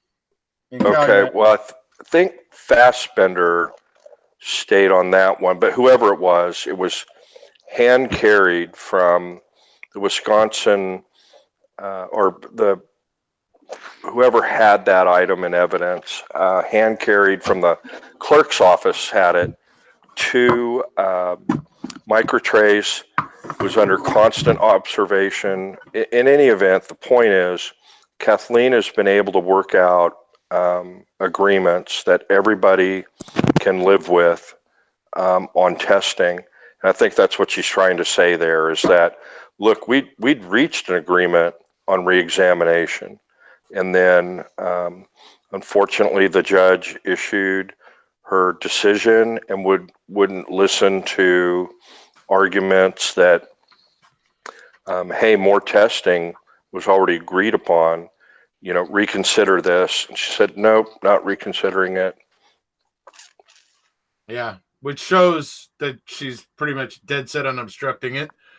I don't know. Everywhere we turn, it looks like obstruction to me. They just don't want to do it. They just don't want to allow it. They just want it to go away. It ain't going away. So I don't know if Kathleen's done with her multitasking, but Jenny wants to know, how long does it take to get results? The results can be done in 2 hours or less. That is awesome. That's pretty cool. Yeah. That is so cool. Again, it 2 hours from the time the lab receives it. And then we all know that can be a lengthy process to work out the, getting the bones, getting the bones from the burial area, handling all of that logistics, getting it sent to the lab. And so that can take a matter of weeks or longer, but it is good to know that once the lab gets it, it's a really quick test. That is awesome. Yeah. Yeah, definitely. All right. Could you potentially find the murderer's DNA on these bones, or will it only be the victims, as fingerprint DNA will most likely have been destroyed by the fire? Anyways, go ahead, Zellner, because I have something to say about that. She says it's possible if the murderer handled the bones without gloves. Yeah, which I don't. Yeah. It's who knows. Yeah, generally you're going to be shoveling them, not really handling them, I would think. But yeah, I don't know. Maybe, I don't know. Yeah, and how well would a fingerprint stick to a bone?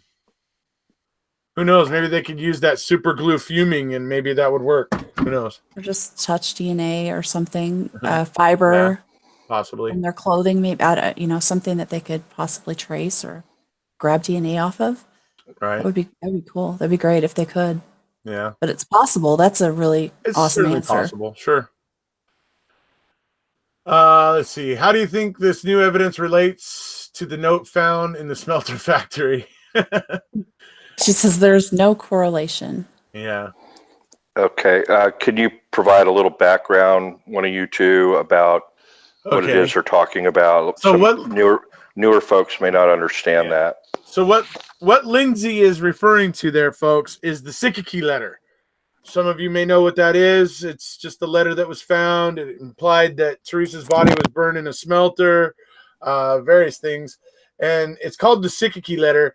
And why it's of interest, and probably why this person's asking about it, is because lately Zellner has been saying that she believes that Sikiki may have actually been a person who is very, very illiterate and doesn't really know how to read and write very well, that might have been their attempt to write the name Skinny, which was Scott Taddock's nickname.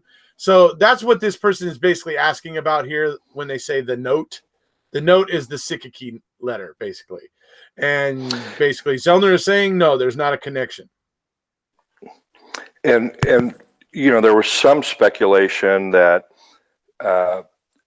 Silky, they were trying to write out Skinny, and that a nickname for Scott was Taddock, Skinny, right? And that maybe, to help out Bobby, he burned the body, and that got it down to why those bones were burned to such a large extent. But I just thought it interesting. The question says relates to the note found at the smelter facility, and I'm not to pick on whoever Lindsay is. This is such a factually complicated case, so in depth, so many layers. That there's no dispute. The note was found on a conveyor belt at the U.S. Post Office in Green Bay, Wisconsin. But it's hard to get a question out quickly when amongst the hundreds of questions. But obviously, Kathleen was able to, figure out what the question was. She knew what Lindsay was talking about and went ahead and answered it. So when she says there's no correlation, there's a lot more to it than the note. That would mean she doesn't think there's any correlation to, I presume, Scott Tadich being involved with burning the body, that Scott Tadich is skinny, which is silky. I don't know, but the fact that she answered that question and said there's no correlation, there's a lot of information packed in that 3-word response, in my opinion. I don't know what Allie or Richard think about that. Well, I think she's saying also that she doesn't think that the body was burnt at a smelter somewhere else. She thinks it was burnt in the quarry, right where those bones are. So Right. Yeah. that And letter would be pointing at I something think else. that's disappointing to a lot of armchair investigators. But that's okay. Just keep in mind, Kathleen Zellner is limited to the record she has, or that the record she can develop, like she's trying to do with this special DNA testing. And so she can only go by the record that she has, and that whereas us closet detectives or armchair detectives, we have more latitude to develop theories and whatnot. They still should be supported by facts and plausible evidence. Otherwise, it's just mere speculation and, frankly, conspiracy type stuff. But I think a lot of people had some real solid ideas on some alternate burn sites, but I think part of what she wants to do is lay this to rest, as Richard said earlier, and Allie too, eliminate a possibility, eliminate this as a possible thing and help everybody focus in. Right. Okay, so go ahead, Travis. Elena Ballesteros. Kathleen, can you tell us, is there any chance Kratz knew these were human bones and chose not to test to disclose it? Is there any repercussion for doing something like that? As she says, no, the bones were sent to the FBI and they were unable to test them because of their degraded condition. So he recognized that the identity of the bones was important evidence. Okay, so what she's saying, go ahead, Allie. This is basically what my question was. It was related to this, so this still doesn't really answer my question, though. How could he say that they're not human when his own expert says they were? And, what could be done about that? I just think that that's so shady when his expert's saying that they are, but he's misrepresenting that to the jury and saying that they're not. And, I don't know. Well, But then yeah, and that's, and we talked about this in the past, and I really think to be able to give you a legal answer, I'd need to go back and re-review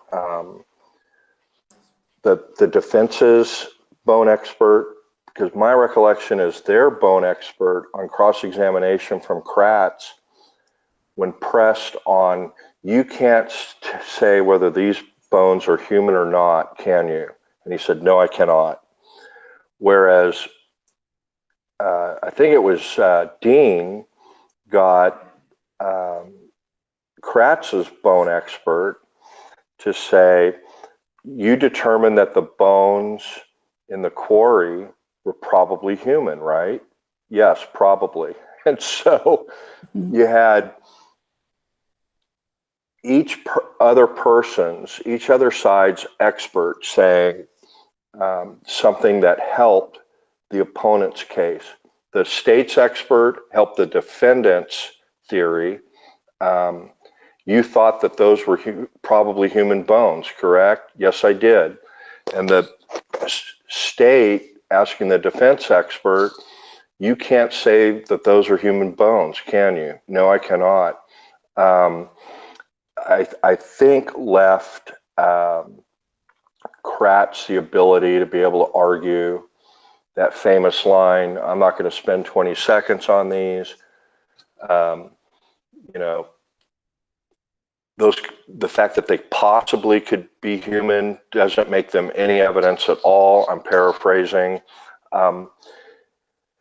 It still doesn't answer the question, but that Allie had specifically, but I'm glad that this question got answered. Do you think he knew these were human bones and chose not to test? No. The bones were sent to the FBI and they were unable to test them because of their degraded condition. So the quarry bones were sent to the FBI. No doubt about that. You all recall that? No, not specifically that. I don't. But I think that his state of mind and what he was thinking, what he believed to be true, or at least the state, not necessarily Kratz personally, because he wasn't there in 2011, but I think their position on that, were those human, was pretty clear when they gave them to the hall box. So they can't just go back and be like, oh no, Yeah. they weren't human, and okay, now they are, and we're going to give them to Yeah, the I'm glad you brought family. up that other piece, the bones being released to the Hal box. Now that, I'm glad you mentioned that, because that does put it together, when It's they're, deceptive. and you did a video on that, and we've talked about that. You tracked that down to what bones were released to them, and that does. I bet if the question was asked more specifically, if bones were released to the Halbach family that were represented as being from the quarry, how could they possibly take the position that those were not human bones at trial? Right, And that's exactly I would really like to know her answer. that's the way I asked it. And I asked it like 3 times and she didn't answer mine, unfortunately. Because I would have too. Maybe because that's a huge part of her brief. If that could be because that's where she's going with this, and that she doesn't want to tip too much off to the other side. It could easily be because of that. Next question. Martha would like to know, could the Halbach family try and block this in any way? And she says no, because they can't prove without this testing that the bones belong to Teresa. The state claimed the bones were not human. So now we're back right where we were with the last question. If you read in between the lines there, they're saying exactly what you're saying, Allie, that they can't prove without this testing that the bones belong to Teresa, which means the family doesn't have standing to object because the state took the position that they were animal. Mhm. And until she conclusively establishes with this new DNA testing, they wouldn't have legal standing to contest it, which begs the question that Allie was asking 3 or 4 times during this feed. What about the bones that they did release from the quarry that the state argued weren't human? Right. And for anybody that doesn't know, that there were 9 from the quarry. My prediction is Kathleen Zellner agrees 100% with you, Allie. She doesn't want to tip her hat. She doesn't want to show all of her cards yet. It's actually, I'm sure I agree with her. I think she was kind of getting whichever at way. it and making Yeah. a murder, and I just kind of picked up on what I thought she was getting at, and I checked into it, and it was, yeah. Mhm. So yeah, that was me Richard, you're looking up into for it. the next question. Alrighty. Let's see. So, is it possible that other people's DNA could be found with the bones, like perhaps Bobby Dassey's? Yes. Ken, I think Anything's this goes possible. back to that question about touch DNA, Hmm. which we already covered. So, next question. Do you mean that the original bones from Stephen Avery's fire pit have never been DNA tested either? She said, correct, they were not. The only proof that the bones belonged to Miss Halbach was an inferior test that only produced 7 loci. I think we've covered that. Do either one of you have anything to add to Just that? one thing here is that weren't they sent to the FBI, and the FBI tested some of the flesh on the shin bone? Yeah, and that's where they got the 7 out of 13 loci, and then No. Sherry got the 7 out of 14 loci doing qPCR. Correct. And she testified to that. And then the FBI took them and did mitochondrial. So I don't know. I was just a little bit off by that one because I was like, wait a second. 7 loci test was the first one, but then supposedly the FBI did their own. So that's the only thing I was just kind of looking sideways at right there. All I could tell you is that the preliminary hearing was only Colhane, 7 loci, and that narrowed it down to 1 in a billion.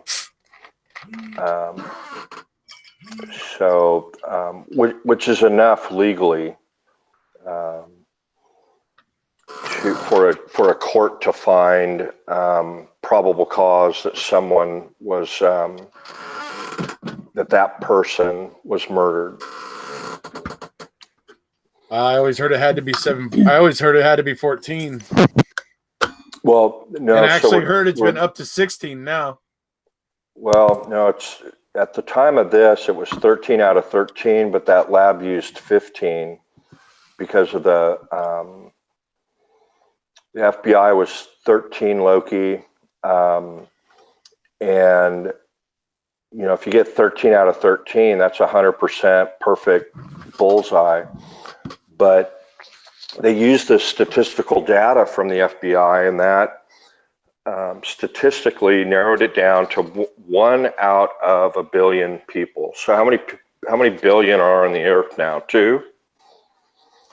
So it narrowed it down to 2 possible people of Caucasian population. It was even higher for Southwestern Hispanics and African Americans. What I'm saying is the preliminary hearing is only to bind somebody over to trial, and 1 in a billion is more than enough in terms of narrowing it down to a particular person being the victim of a murder to bind it over for trial. And then everybody was free to argue. They had to, at trial, prove all over again that that was Teresa Halbach. The defense was free to argue, no, you haven't proven that. But again, there's no trial lawyer worth his salt or her salt in the world with that evidence would have gotten up in front of a jury and tried to argue that is not Teresa Halbach. It's that scene from the movie. As a matter of fact, she's going to be walking through that door any second. And then the whole jury hears some footsteps walk up, and they're staring at the door, and in walks the guy's legal assistant. And then he says, if any of you looked at that door, you have reasonable doubt. Those shenanigans work great in movies and scripts, but you'd be held in contempt and thrown in jail pulling a stunt like that in trial. Seriously. And then, but no, you're just going to have zero credibility. There was and this is all supported by this Q&A today. Catherine Zellner has no question that the portion of the remains that ended up on the Avery property belonged to Teresa, and she has no question in her mind that the remains recovered from the gravel pit, the county gravel pit, belonged to Teresa Halbach. And the people that think that it's either not her or that it could be other people, or that Teresa's even still alive, this testing is either going to confirm or destroy your theory. If they come back with solid evidence, then that these other theories are possible are going to be so far-fetched that it's going to mean pap smear slides were substituted, that it's just it's going to be what's that movie what's that movie where the guy burns up in the boathouse, and one woman is posing as the other from high school, and her defense attorney ends up in prison for life for murder. I mean, this is the stuff that makes great detective novels and screenplays, but from Zellner's perspective, there's no question about who these belong to and whatnot. But So we're not going to hear Zellner in court saying, "You can't handle the truth." What do you think, Henry? What do you think, Henry?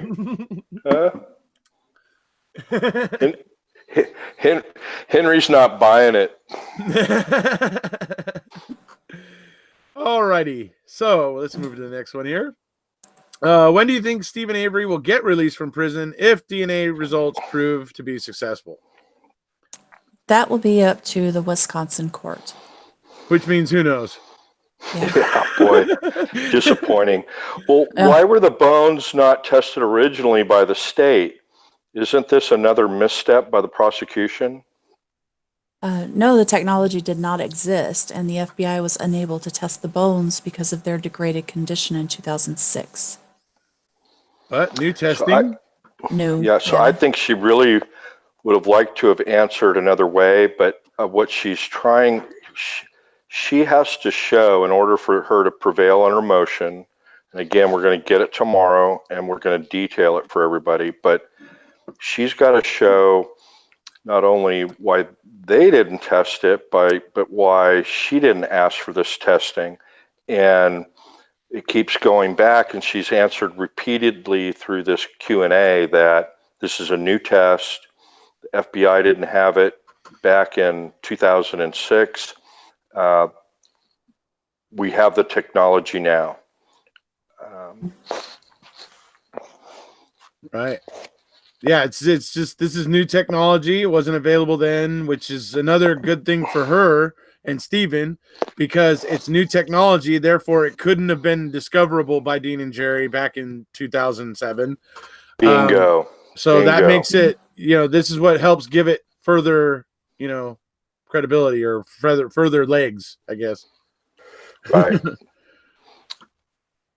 Okay, you got the question from John, Richard. Okay. Ms. Zellner, would the DNA results from a rapid DNA ID analysis be compatible with DNA test results commonly entered into the CODIS database? Just curious if the standards are the same. Interesting question. Yeah. Yes, in fact, rapid DNA ID now has authorization to be entered into CODIS. It will revolutionize DNA testing in the United States. That's got my vote for the best question thus far and the best answer, because what does it mean that rapid DNA ID has authorization to be entered into CODIS? So everybody knows what CODIS is. CODIS is a nationwide system that's monitored by the FBI where you upload fingerprints and DNA. And so somebody in a little county like Manitowoc can enter into CODIS a DNA profile or a fingerprint profile, and they can pull up somebody in California that's got the same DNA or fingerprint. So that right there is very, very telling, that the court is going to have to agree with her that if the FBI is using this for CODIS, it's reliable. Yeah.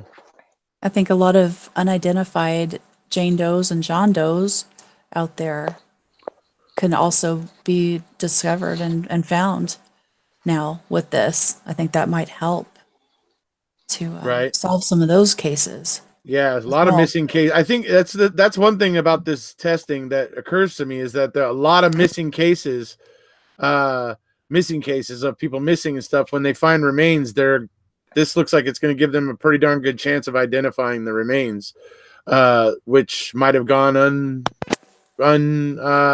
identified in years previous.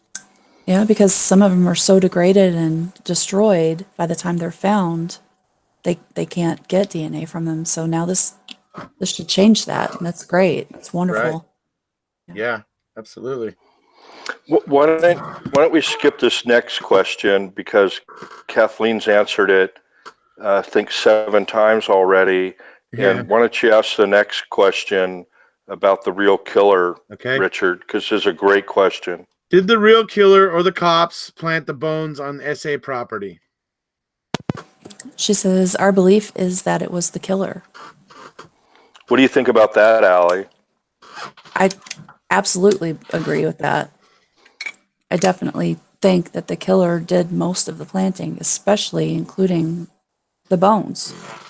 I don't see why the police would be planting bones if the killer was able to do it.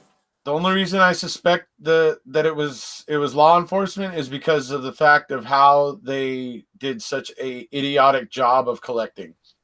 Yeah. I mean, Allie did a great video on this. I don't, if Richard, if you did one too, I apologize, but I got a few about the bones. Yeah, I saw Allie's Investigation 101 on how to handle a bone site, and she lays it all out. She compares to what actually happened. She discusses what the DCI bone guy, who was on call, staged, ready to go, and what his testimony was. He was called by the defense at trial, not the state, and testified, we would have been happy to come out there, but we didn't want to get involved after we saw what they had done with Right. shovels, rakes, backhoes, Absolute mess. you know, but let's talk about another aspect Yeah. of this. It was in Farrak's book, and we talks about our friend that came out of retirement for one day and was called in, and finds bones in a bunch of odd areas. What's his name? Bushman. Bushman? Who? Bushman. Bushman. So that answer seems to incorporate Bushman. And I think a lot of people had theories based on Bushman. I believe Farrak devoted at least a whole chapter to it. I think he laid out what was questionable about it, and it certainly raised a lot of questions in my mind. But that's a pretty big statement by Kathleen.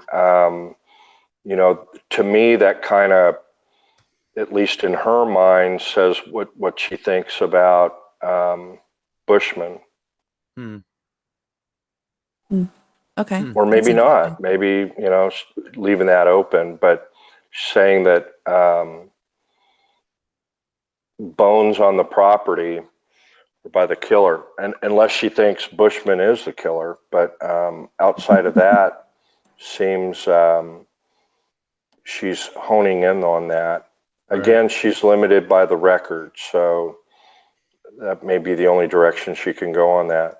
So let me ask, what happens in the hearing on Thursday? There is no hearing on Thursday. It's the filing date for our brief. Okay, everybody hear that? Right. Richard's been saying that for a couple of weeks. I've been trying to say it. I don't mean to make light of anybody, especially Josh, who appears to be 16 maybe, or whatever, but it's complicated. What was scheduled for this Thursday was for her to file a brief. That's it. And then the state had a right to file a response, and then she got to file a reply. All of that potentially went out the window with her motion. We'll know more about it tomorrow, but she's asking the court to stay that date, which simply means she doesn't have to file her brief, so they can pursue this specialized testing. Next question's for you, Richard, to ask from St. Nick. Awesome. Santa, what makes you think the bones are human versus animal? She says that's the purpose of the new DNA testing. The state's forensic anthropologist opined that some of the gravel pit bones were human and some were suspected human. And she sure did. Yes. Okay. That's let me see. You don't go giving animal bones to the family. You're right. Right. Poor bear. Old bear. Don't mind if I do. Don't mind if I help myself to a little bit of this. He's gonna be like Yogi Bear. Hey, yeah, let me get another picnic basket. Oh, A bone. bear. Anyways, okay, so looks Two like more we're winding two more down here, minutes of folks. questions. Yep, looks like we're winding down here, getting in the final stretch. Who owned the pit back then? Manitowoc County. Yeah, and three locations in Manitowoc County gravel pits, not the Redant gravel pit. Right. Right. Manitowoc County gravel pit is separate from the Redant quarry. And then two or what? 400 yards or 400 feet from the other. The pelvic bones are in one location, and then two other piles, I'll call them, are either 200 or 300 feet or yards. I can't remember. And then those are fairly close together.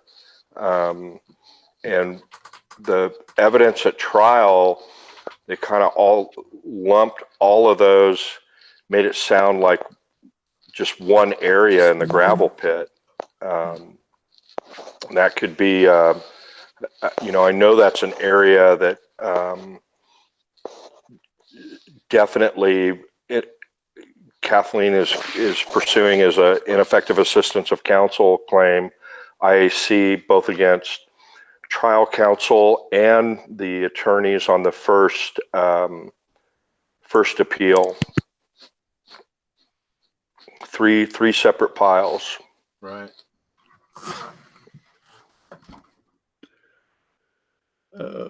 Eric, really quick, do you have any mods, or are you like modless tonight? Because Yeah, I've got to get some more. Marissa's kind of hanging with Laura. Sharon Sunshine Young is past her bedtime over there in the UK. And I have no idea where Amber is. Darn it. Okay. So yeah, I'm looking to get a couple more. So I gotta work on that. Okay, just making sure because comments are a little out of control. Yeah. Just don't unfortunately working every day and coming home and doing this, I haven't had time to vet out some more mods. Yeah. Hey, I don't want anybody Start to taking applications. Have them submit applications to your email. Offer a free T-shirt. I'll think of something. Yeah. So I wondered if, since those 3 piles are all in the Manitowoc Quarry, fairly close to each other, this is just something I wondered, and I've not really seen an answer or heard. If anybody knows, could that possibly be from animal activity, or what would cause there to be 3? That's something that I've wondered. If anybody might have any ideas, that's just speculation. I think maybe animal activity. Spread them out a little. Well, the in West Memphis 3 case, it turned out that animal activity, there was all this speculation. One of the 3 boys, his male genitalia had been removed, and the trial testimony was all that it was removed as part of a satanic cult ritual. And then it turns out, when the top experts in the world were brought in, that it was animals that removed that one boy's genitalia. There was a kind of a novice criminalist came in the initial post-conviction stage on behalf of Jesse Miskelly, who saw a mark on one of the boys that said, "Oh, that's a human bite mark." Well, that took the case in a direction, and it turned out that wasn't a human bite mark. That's exactly this one expert that was able to show conclusively is the bite mark a turtle would make. The area where the boys were attempted to be hidden underwater was called Turtle Creek. It's filled with turtles, and there was massive animal involvement in there's just no nice way to put when an animal is eating human remains, but there's and in Texas, you drive everywhere, there's turkey vultures everywhere, and you'll drive down the road and you'll see 5 big black objects sitting in the road, and you get closer and they all fly away, and they're these giant turkey vultures, and there's some sort of raccoon or possum or whatever in the road. There's a whole hierarchy of animals that do nothing but scavenge, and through evolution, they are, perfectly designed for it. They can smell the gases that are emitted from, rotting flesh miles away. And, it's no joke when they circle overhead. They're just waiting for the whatever to continue to break down, and then they can zoom in on it with their sense of smell. It would depend. And I know a lot of you are familiar with, it's insects start, and they can age the death of a body by the development of certain larvae. Of course, none of that was going to be available because there was no flesh to analyze and no insect bites or larvae to analyze. But, if there's, I'm not familiar, what runs around in that part of Wisconsin that time of year. But, if it would have been in Texas, no matter how cold, coyotes certainly would have been disturbing what's going on there. Could easily be that. And they drag things from one area to another. It's interesting you mentioned that. That would explain three burn piles. And if they didn't do a very complete burning, an animal could have grabbed bone with flesh and grabbed it and drug it off to another area. I'm certainly, there's got to be animal activity that's got to play at least a part in that. If she wasn't burned completely, if there's something for an animal to smell or detect, I just can't see how that wouldn't be the case. But obviously it's going to depend to the extent that she was burned before being spread out, I would think. Yeah, I just wanted to try to come up with some kind of a logical answer why there might be 3 piles in the quarry, 3 locations. That's all I could really think of. There would be no reason to move it around and just kind of scatter.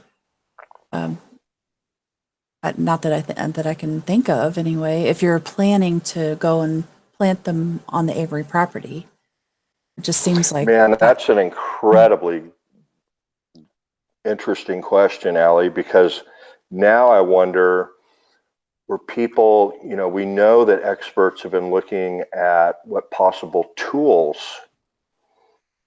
might have been used to make certain cuts, hunting saws and hacksaws, and we saw that in MAM2.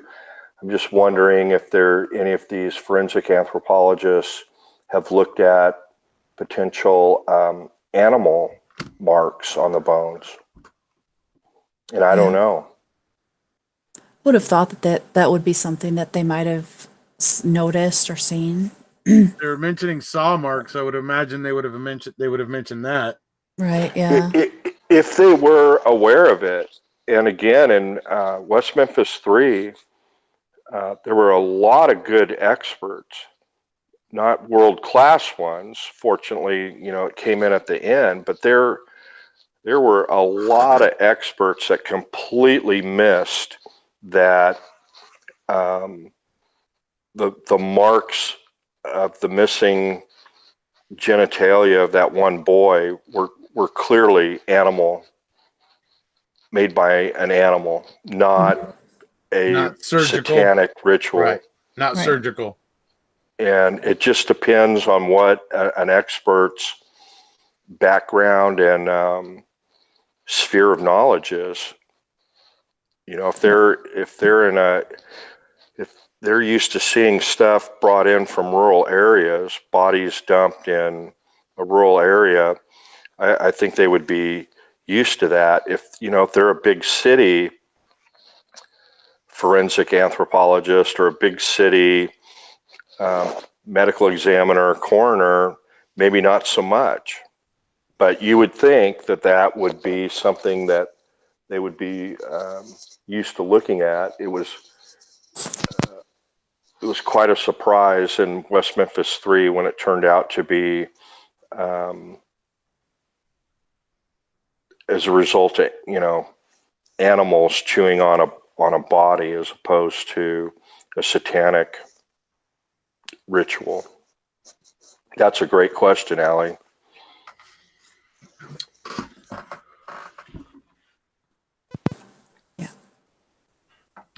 Okay. All right.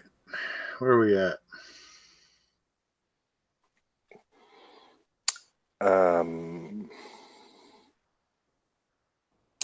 It's got to be one of these two, right? Let's see. Who owned the pick back then? Manitowoc County. Who has agreed to test the bones? And then we kind of covered that already, that there was an agreement back in 2017 to microscopically examine them. There's a really good question up above here about D. Charleston. I don't know if Kathleen's up there yet, but D. Charleston asked, why would this make a difference? You have other evidence that prove the body wasn't burnt in the Steve Avery pit. Yeah, she says, this was evidence the state used to convict Stephen Avery of the murder. The state defines what is relevant to the conviction, and we attempt to refute it. Yeah.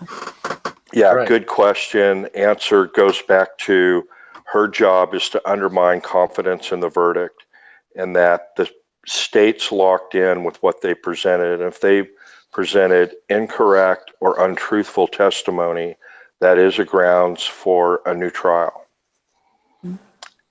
The state defines what is relevant, and we attempt to refute it, which is to undermine confidence in the verdict.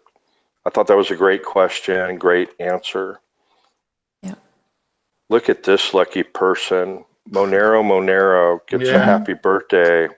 Lucky bum. I bet my missus you won't wish me a happy birthday. Hashtag 5 pounds from the UK, obviously. Hey, so Kathleen, I know we talked about this at the very, very beginning, but I just want to know what you thought about, the state identifying the bones as being Teresa's, and only given 20 seconds to it. What you thought about that? Just again, that them using one thing at trial and telling the jury that these are not human. I'm not going to acknowledge it. You should not consider it. It is not important or relevant. And then turning around and giving them to the hall box. I can't even say that enough. It is insane to me how they could say that they don't believe it. And they clearly do if they're going to give them to the hall box. So that it just, to me, it seems to be a big deal. And then read your response right above your happy birthday wish. Kratz said that because it couldn't be shown the bones were human, that he wasn't going to spend 20 seconds on them. We believe that identifying the bones as Miss Hallbox will cause the case to be reversed for a new trial. So basically just, we're going to prove what you already have shown us, that even though you said this, you believe that they are human. So we're going to prove it. And then the next thing up above is just the first page of the motion they filed, and unfortunately they didn't post the whole thing, but Allie's got some strong leads on that. And then is there anything else up here? Anything else noteworthy, you guys? We discovered there's 3 bone piles in Manitowoc County gravel pit, not just one, and they all have human bone in them. That's significant. I don't know if she's responding to somebody there. Yeah. Kathleen, read the one above that. State's theory is based on. State's theory is based on location of evidence and link to Stephen Avery. So 1, the bullet is in Stephen Avery's garage. 2, the bones in Stephen Avery's burn pit. 3, key in Stephen Avery's trailer. 4, bone, etc., in Stephen Avery's burn barrel.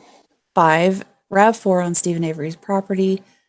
State fought idea of Teresa Halbach's bones in MCGP or RAV Manitowoc. off the Manitowoc County gravel pit or RAV off of Avery Salvage Yard. Right. So yeah, they're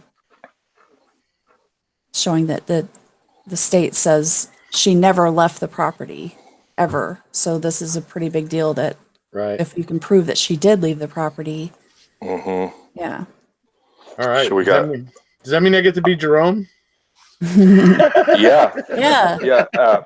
Hey, so Jerry, I was just wondering, I don't know if you caught Kathleen's Q&A we've been doing the last couple of hours, but just wondering if you had any thoughts on Kathleen's motion she filed today. Well, of course, we got KZ's December 20th CT app brief is postponed.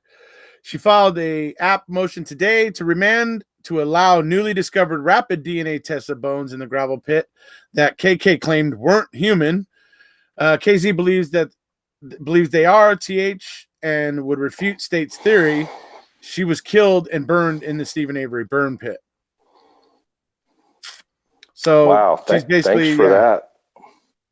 So basically the bones are headed in for this new testing. And like I was saying earlier, this testing is so new. I think that's why this happened the way it did. I honestly think she would have probably liked to have done this sooner than she is right now. I'm sure she's feeling a little bit bound up by the way that this all played out. But I truly think that this is such new technology, such new emerging science that she's literally just become aware of it within maybe the last couple days to a week. That's my gut feeling on it. And like I said before, Ducky and Deborah, I think it was, they saw her follow this scientist that's going to do the test just 2 days ago. So Right. it seems pretty new, very new. Yeah. So If you base it on that. Yeah. Let's see. And that one's just a pinned tweet from yesterday. So there we go. That's all of the Q&A for today, folks.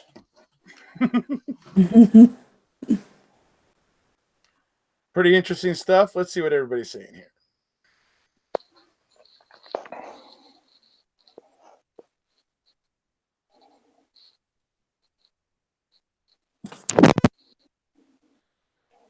Let's see. That is a big deal. If the bones are in, they are in. Ali, Travis, and Erekose on our fabulous panel tonight. Take a bow. Let's see here. Anyone else suing Netflix for all of the Netflix and chill that didn't go as planned, but instead ruined their life from watching MAM?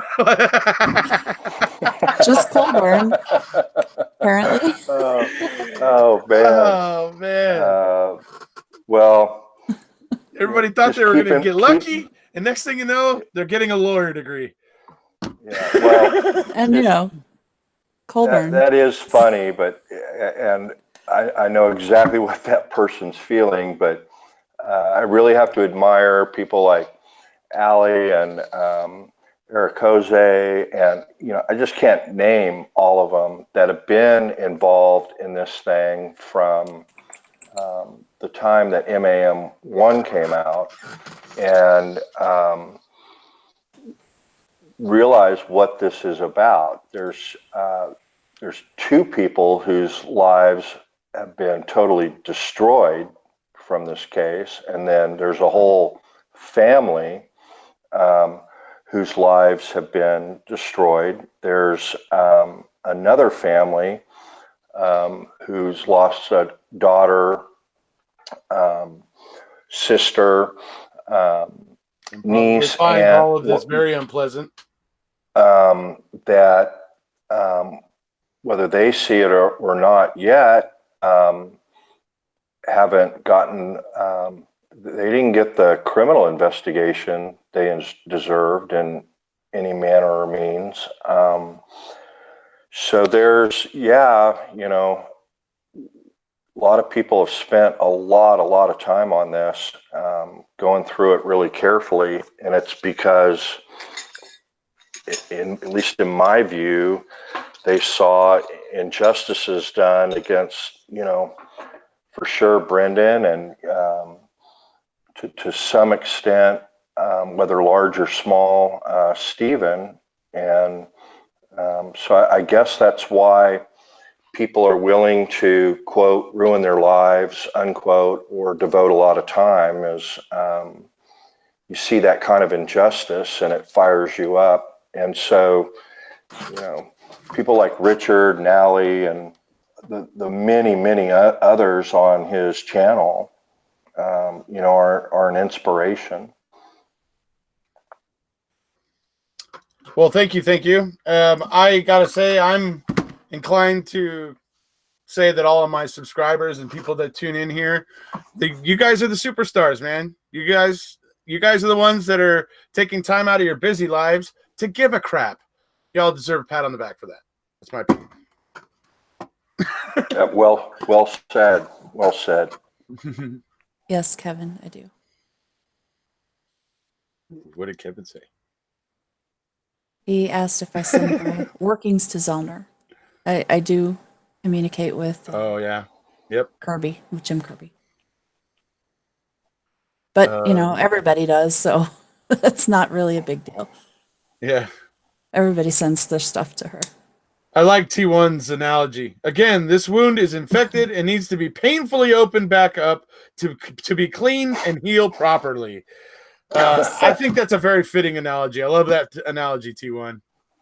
So that's, he wants an active bleeder, huh? Well, he's talking about you could leave this wound the way it is and it's going to continue to fester. And, or you open it up, even though it's a painful process, open it up, clean it up, get in there with the peroxides and all those things, and then close it back up properly so they can heal. Right? Clean it out. Clean it out really well. Yes. Yeah. Exactly. You got to love it's a good analogy. T-Bones. Yeah. T-Bone has the best analogies, man. I know he goes by T1, but I call him T-Bone.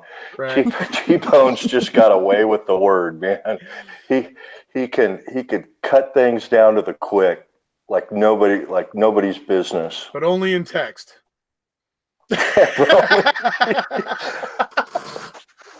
Yeah. Which we love you, T1, buddy. We're just messing with you, buddy. So T-Bone, has anyone ever seen T-Bone when Kratz is speaking or vice versa?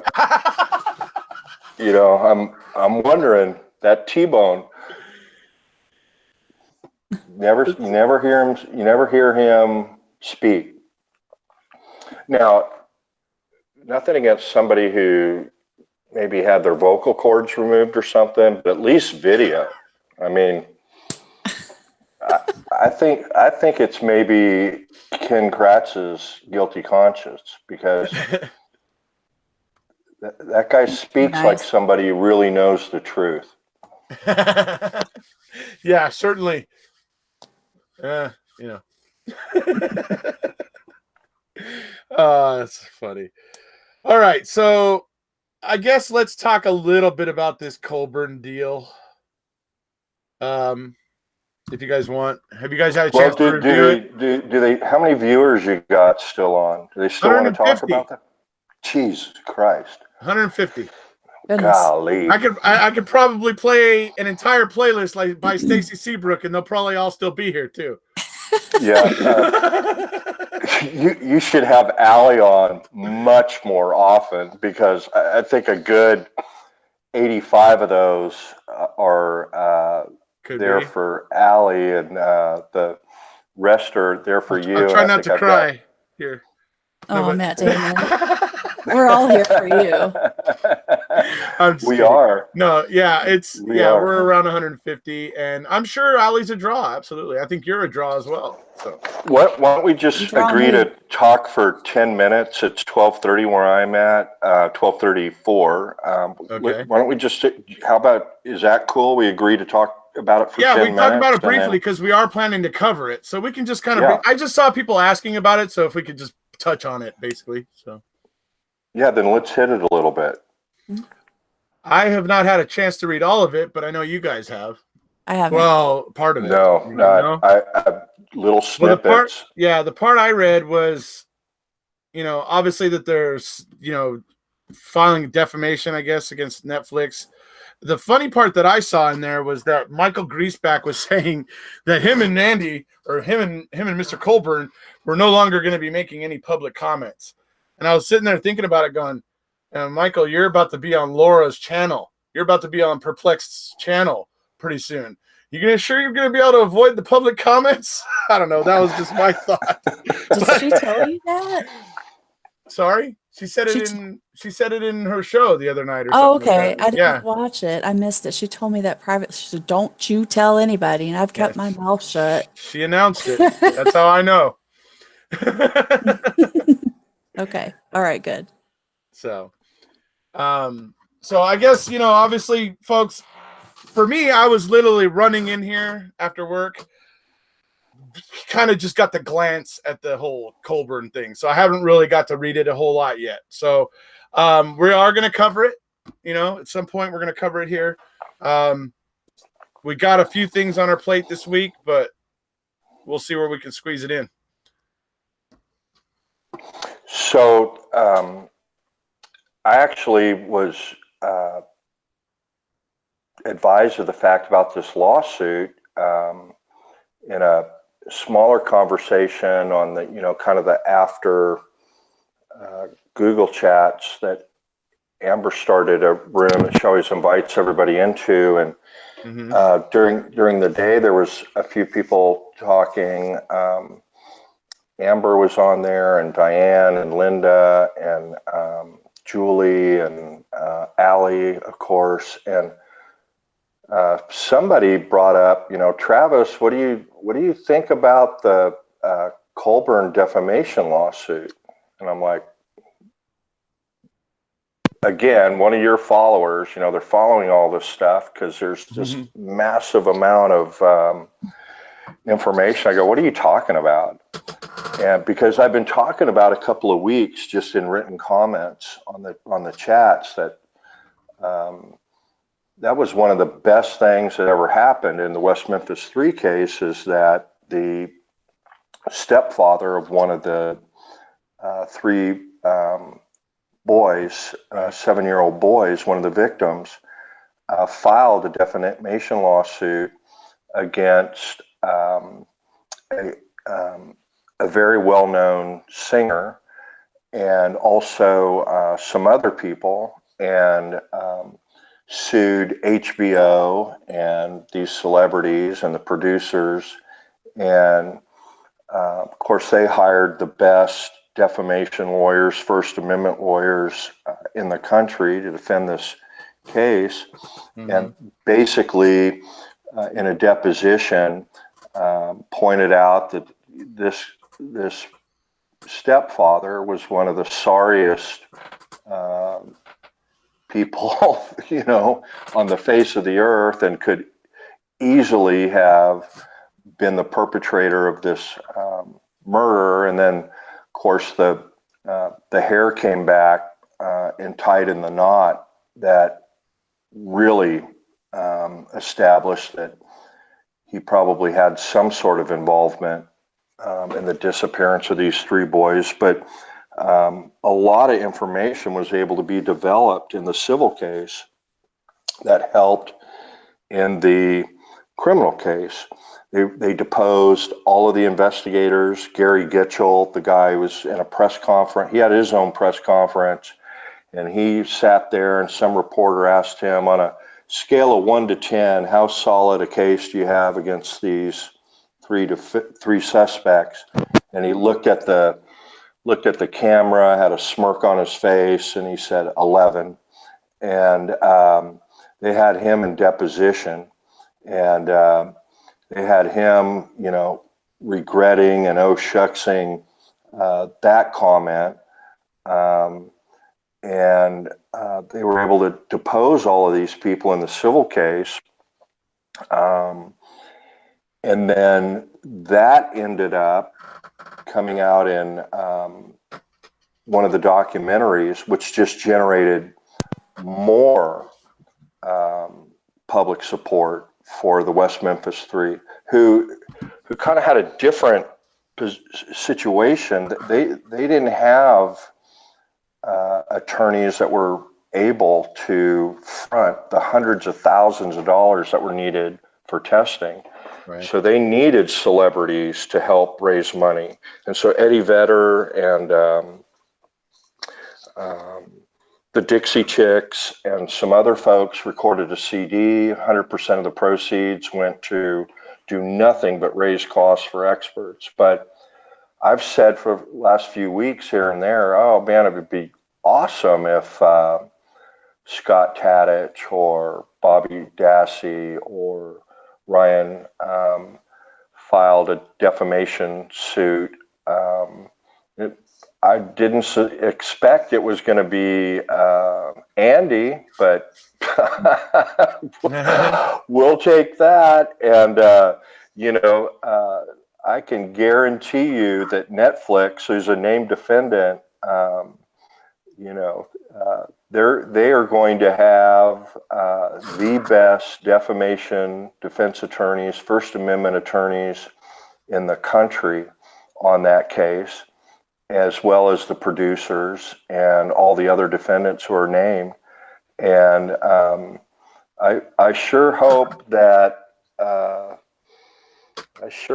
he's, strapping on his big boy boots, because he's about to step into it.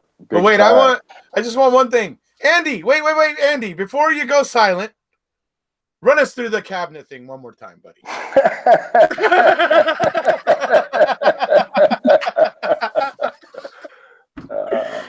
Admittedly. There's been a little speculation about, well, what will they be able to get? They won't be able to subpoena actual physical evidence from the criminal case. In other words, I highly doubt that, the cabinet's still in evidence. The first set of post-conviction attorneys requested to go view the cabinet, inspect it, and they were allowed to. Yeah. But, in order, I Did they think spend 2 hours on it? Just kidding. I don't think they were over there for an hour looking at it. But, I don't think any judge would order that the clerk release that to the civil defense attorneys to be used in a deposition. Say, okay, Andy, show us again how you did this thing with the key. They would allow, more. You got to put the change on top, and you got to make sure not a single coin moves. Right. Anyway, but they would allow more photographs, maybe, of evidence under controlled circumstances. They're not going to let the civil attorneys be testing any DNA, anything like that. But they get to depose everybody. They cannot depose Brendan or Stephen Avery because they still have a Fifth Amendment right against self-incrimination because their appeals have not been exhausted. So Andy's attorney will not be able to depose Stephen or Brendan, but the defense attorneys will be able to depose Colburn. They're going to be able to depose Link. They're going to be able to depose everybody in that sheriff's office. There's no question in my mind that they will be working with Zellner's office, and that they're going to be highly cooperative with each other. Zellner's going to help get them up to speed quickly, and there's going to be a bit of cooperation there. Somebody asked, I think it was a good question, and I'll turn it over to Allie and Richard. Someone asked a good question. Well, why didn't they sue Zellner? And lawyers are protected by qualified immunity, what they say in court or in pleadings. And so if you'll notice, she's very careful what she puts in a tweet versus what she puts in a pleading. We went through the other day the motion for scientific testing, and she said specifically that Colburn planted the RAV4. I mean, there wasn't any qualification. It wasn't It wasn't equivocal. It was totally unequivocal. Colburn seized the car on the 3rd and planted the car on the 3rd. And so, but Colburn's attorney understands that attorneys have a limited qualified immunity, that they're free to argue what they think the evidence shows without Fear of reprisal? Fear of reprisal. So, but what do you think about the lawsuit,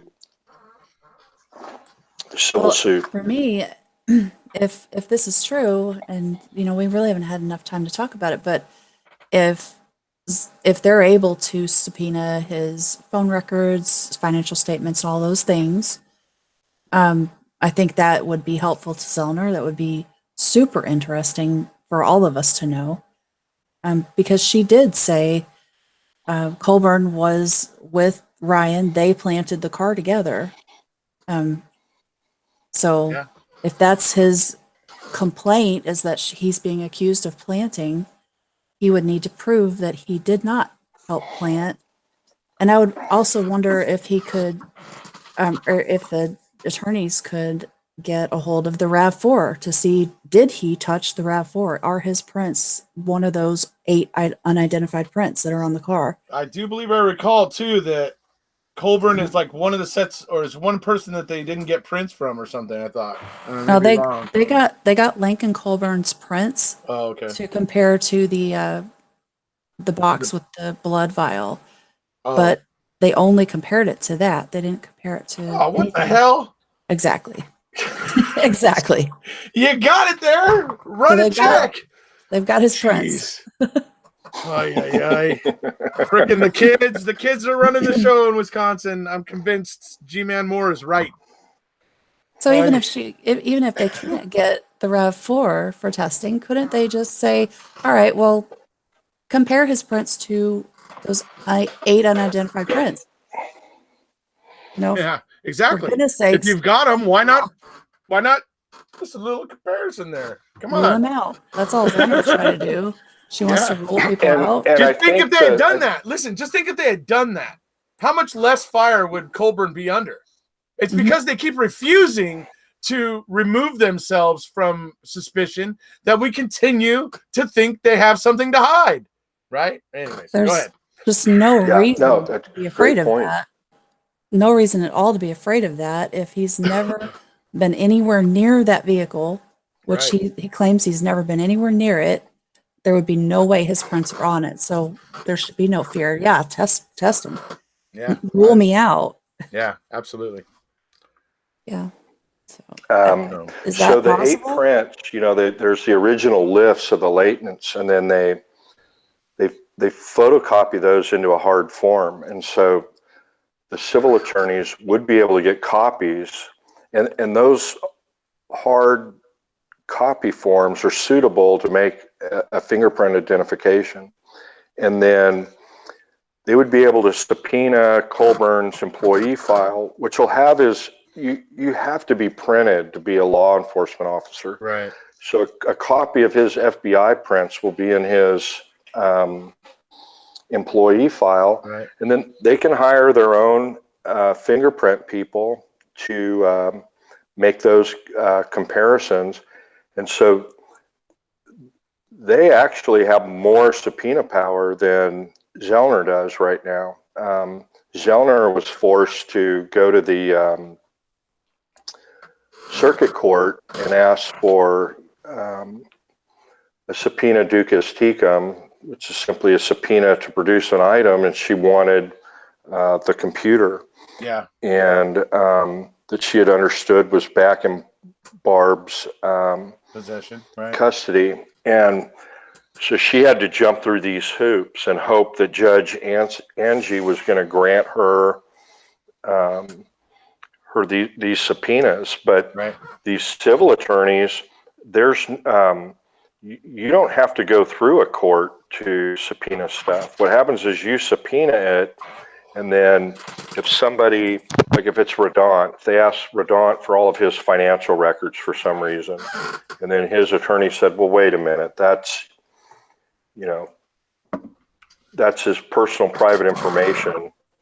And you file what's called a motion for protective order, and you say to the court, look, my guy's an adjoining landowner. There's nothing to connect him here.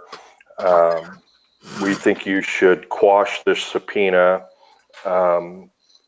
which is simply you should declare it void. If you don't think it should be void, we want these records submitted under seal and have the court review them. That's called in camera. But there's basically, we as lawyers in a civil case can subpoena anybody we want, including the President of the United States. And then if somebody feels, well, wait a minute, the President doesn't know anything about this, you know, this is stupid, or the President of Hewlett Packard, if you're suing Hewlett Packard for something, they call it an apex deposition. There's procedures that the other person has to utilize to protect themselves, but they have, the defense is going to, in this civil suit, the attorneys for Netflix and the producers and so on are going to have pretty wide and sweeping subpoena power and deposition power. This is, if he thinks he's been subject to harassment, ridicule, embarrassment, whatever it was in that. I just skimmed through the. I got a feeling this lawsuit's going to earn him a whole bunch more of it.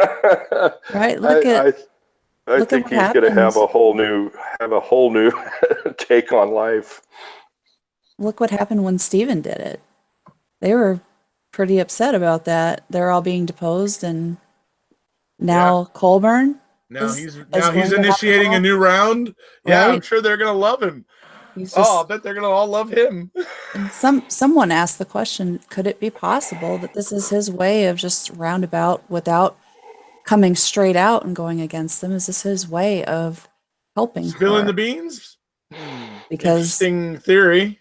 He wants to clear his name. He's sick of all this accusation going on, and let the guilty parties be damned. Unfortunately, I think he's one of them. But anyways, yeah. But yeah, I don't know. I have a feeling if he's bringing this up, if he's innocent, that's plausible. That's certainly is. If he hasn't done a thing, that's plausible. I'd love to have her rule him out. That'd be great. Yeah, that would be great. Or rule him in. Yeah, I think that guy's a dirty dog. I just have a feeling Griesbach wouldn't have, done this if he believed that Colburn had been involved in the planting. So surely he had to have thought of that. I don't know. Ahead of time. Michael Griesbach doesn't think any planting happened, though. Unfortunately, he just thinks that this is all fine and hunky dory. No problems here. Nothing to see here, folks. There's a freaking firework factory going on behind me, but nothing to see here. I asked him if that was a possibility. I don't know if he can answer that, but I also asked him if there was a specific reason why it was done today. Yeah. That's something Travis wanted to know. So hopefully he'll answer me tomorrow. We'll see. If he can answer, I don't know. Yeah, was it coincidence that it was the day that she filed her motion, or or was that planned to get a wave of, ride the wave going in? Because he filed it right, towards the end of her Q&A, and then did a press release. We have the press release letter that he distributed with, and then attached a copy of the lawsuit, which isn't uncommon on a high-profile case. Civil attorneys I've got a couple of cases like that right now against a police department, and the plaintiff's attorney, the attorney for the person that was supposedly wronged by the police department, they did the same thing, did a press release and attached the complaint. Yeah, it'll be interesting. The police associations are much stronger in the Midwest and East Coast. Most of them are FOP, Fraternal Order of Police. They're like a union, but a little bit different, police association. And a lot of times they will approach somebody and say, look, we're tired of the way police officers are taking it on the chin. Would you, if we can fund a lawsuit for you, if we can fund an attorney, would you be willing to be the plaintiff? And so, that would also be interesting to know if the Fraternal Order of Police, or whatever the big law enforcement association is in Wisconsin, it's got to be FOP. Most of the East Coast is, and that part of the Midwest. Wouldn't surprise me if FOP was just ignoring the obvious problems with this investigation and wanting to back up its brothers of the badge. That doesn't surprise me.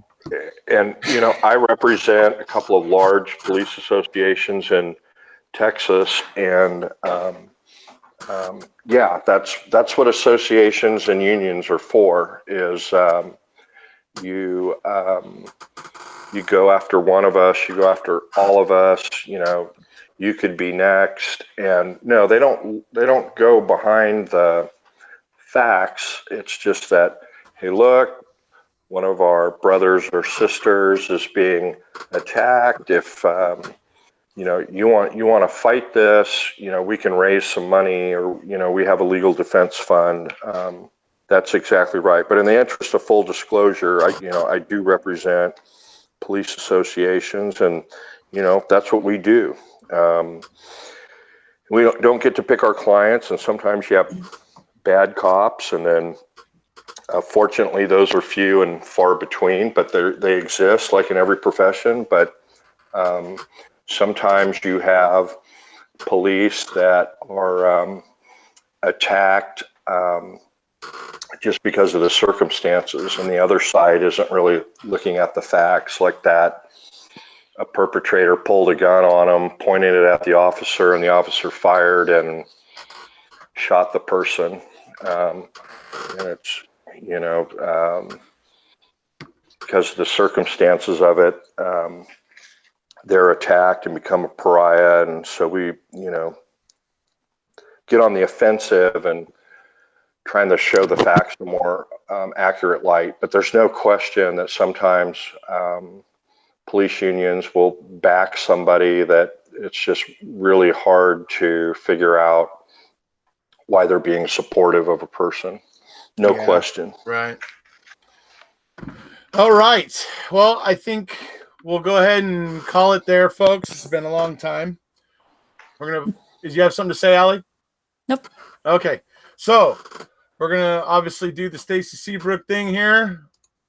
We'll play at least 2 songs. We'll see how many people leave after 2 songs. And if there's still the same amount of people, I'll play a third.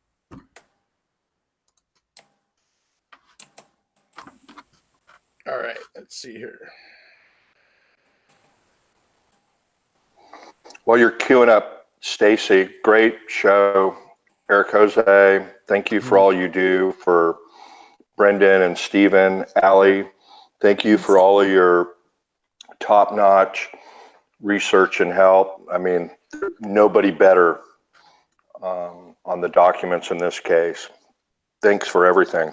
Mm-hmm. Yeah, absolutely. Thank you too. Both of you. Yes. All right, let's go with this one to start.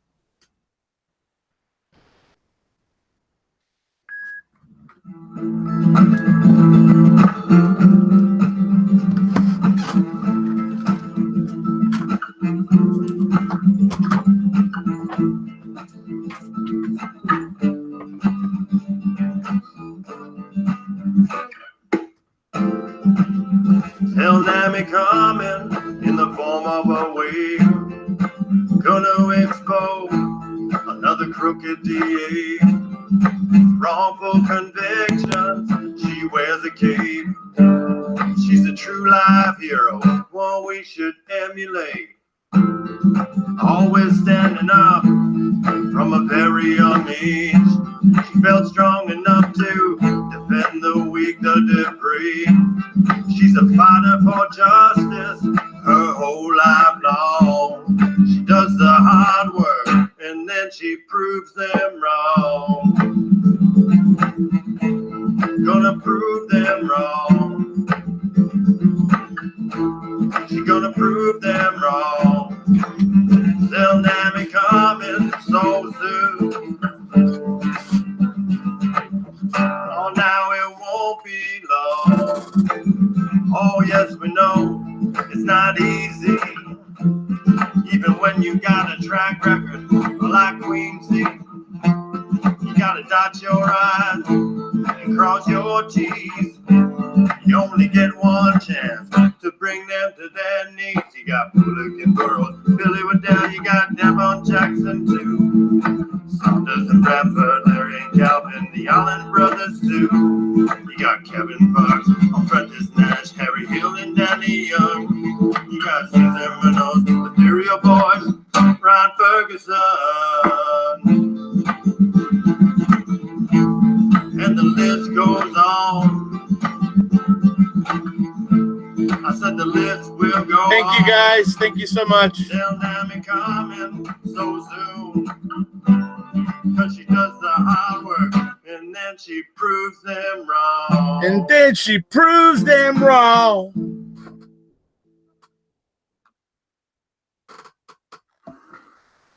Hang on. That's all you have to do, hang on. Fixing to cry right now. I love this song.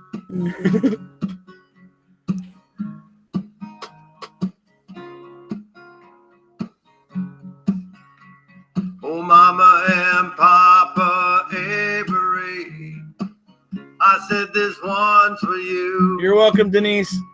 Just letting you know the world can see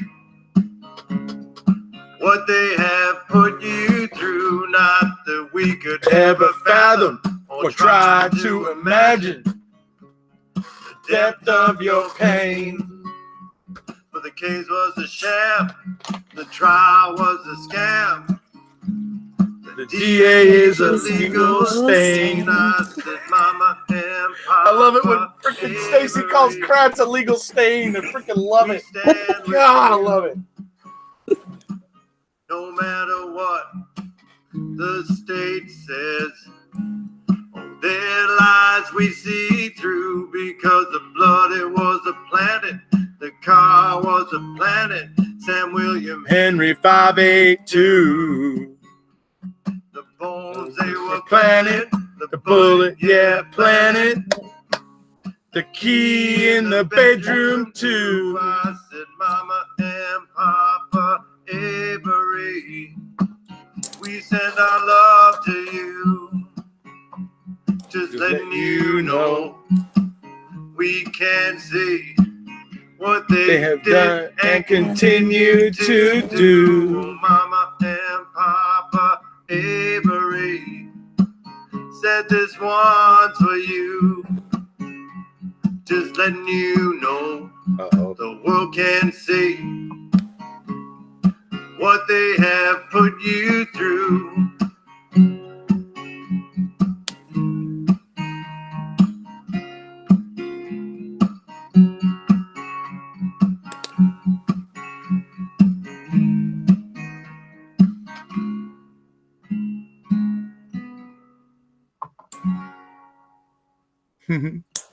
Lots of people sticking around for Stacy. And we're going to finish up on this one, which I think is stellar. Freaking love this one. This is the Brendan song for me. I love this song. Something going on. Your freedom is in danger. Agents of the state They're taking children from the manger. Oh, they will sacrifice your kids. Take Brendan Dassey. That's exactly what they did. They needed someone, oh, Jody wouldn't flip. They looked around, Saw him quick. Oh, it made so much sense. Why? Oh, Brendan Dassey, he was Steven's alibi. There's something going on in Wisconsin, that's not kosher. We better stop. Let's all take a look closer. Oh, they will sacrifice your kid for Brendan Dassey. That's exactly what they did. They visit him once, they visit him twice. They make him feel so safe. Sandwiches, soda, so nice. No cameras rolling and under no lights. Who knows what went on up in Fox Hill Monday night? There's something going on. Freedom is in danger. Everything about this kid getting stranger and stranger. Stranger and stranger. They will sacrifice your kid. Oh, Brendan Dassey, that's exactly what they did. March 1st. Alone in a room With Bert and Ernie. No parent present and no attorney. 4 hours later, With a touch of the knee. they finally get Brendan to agree. There's Something going on.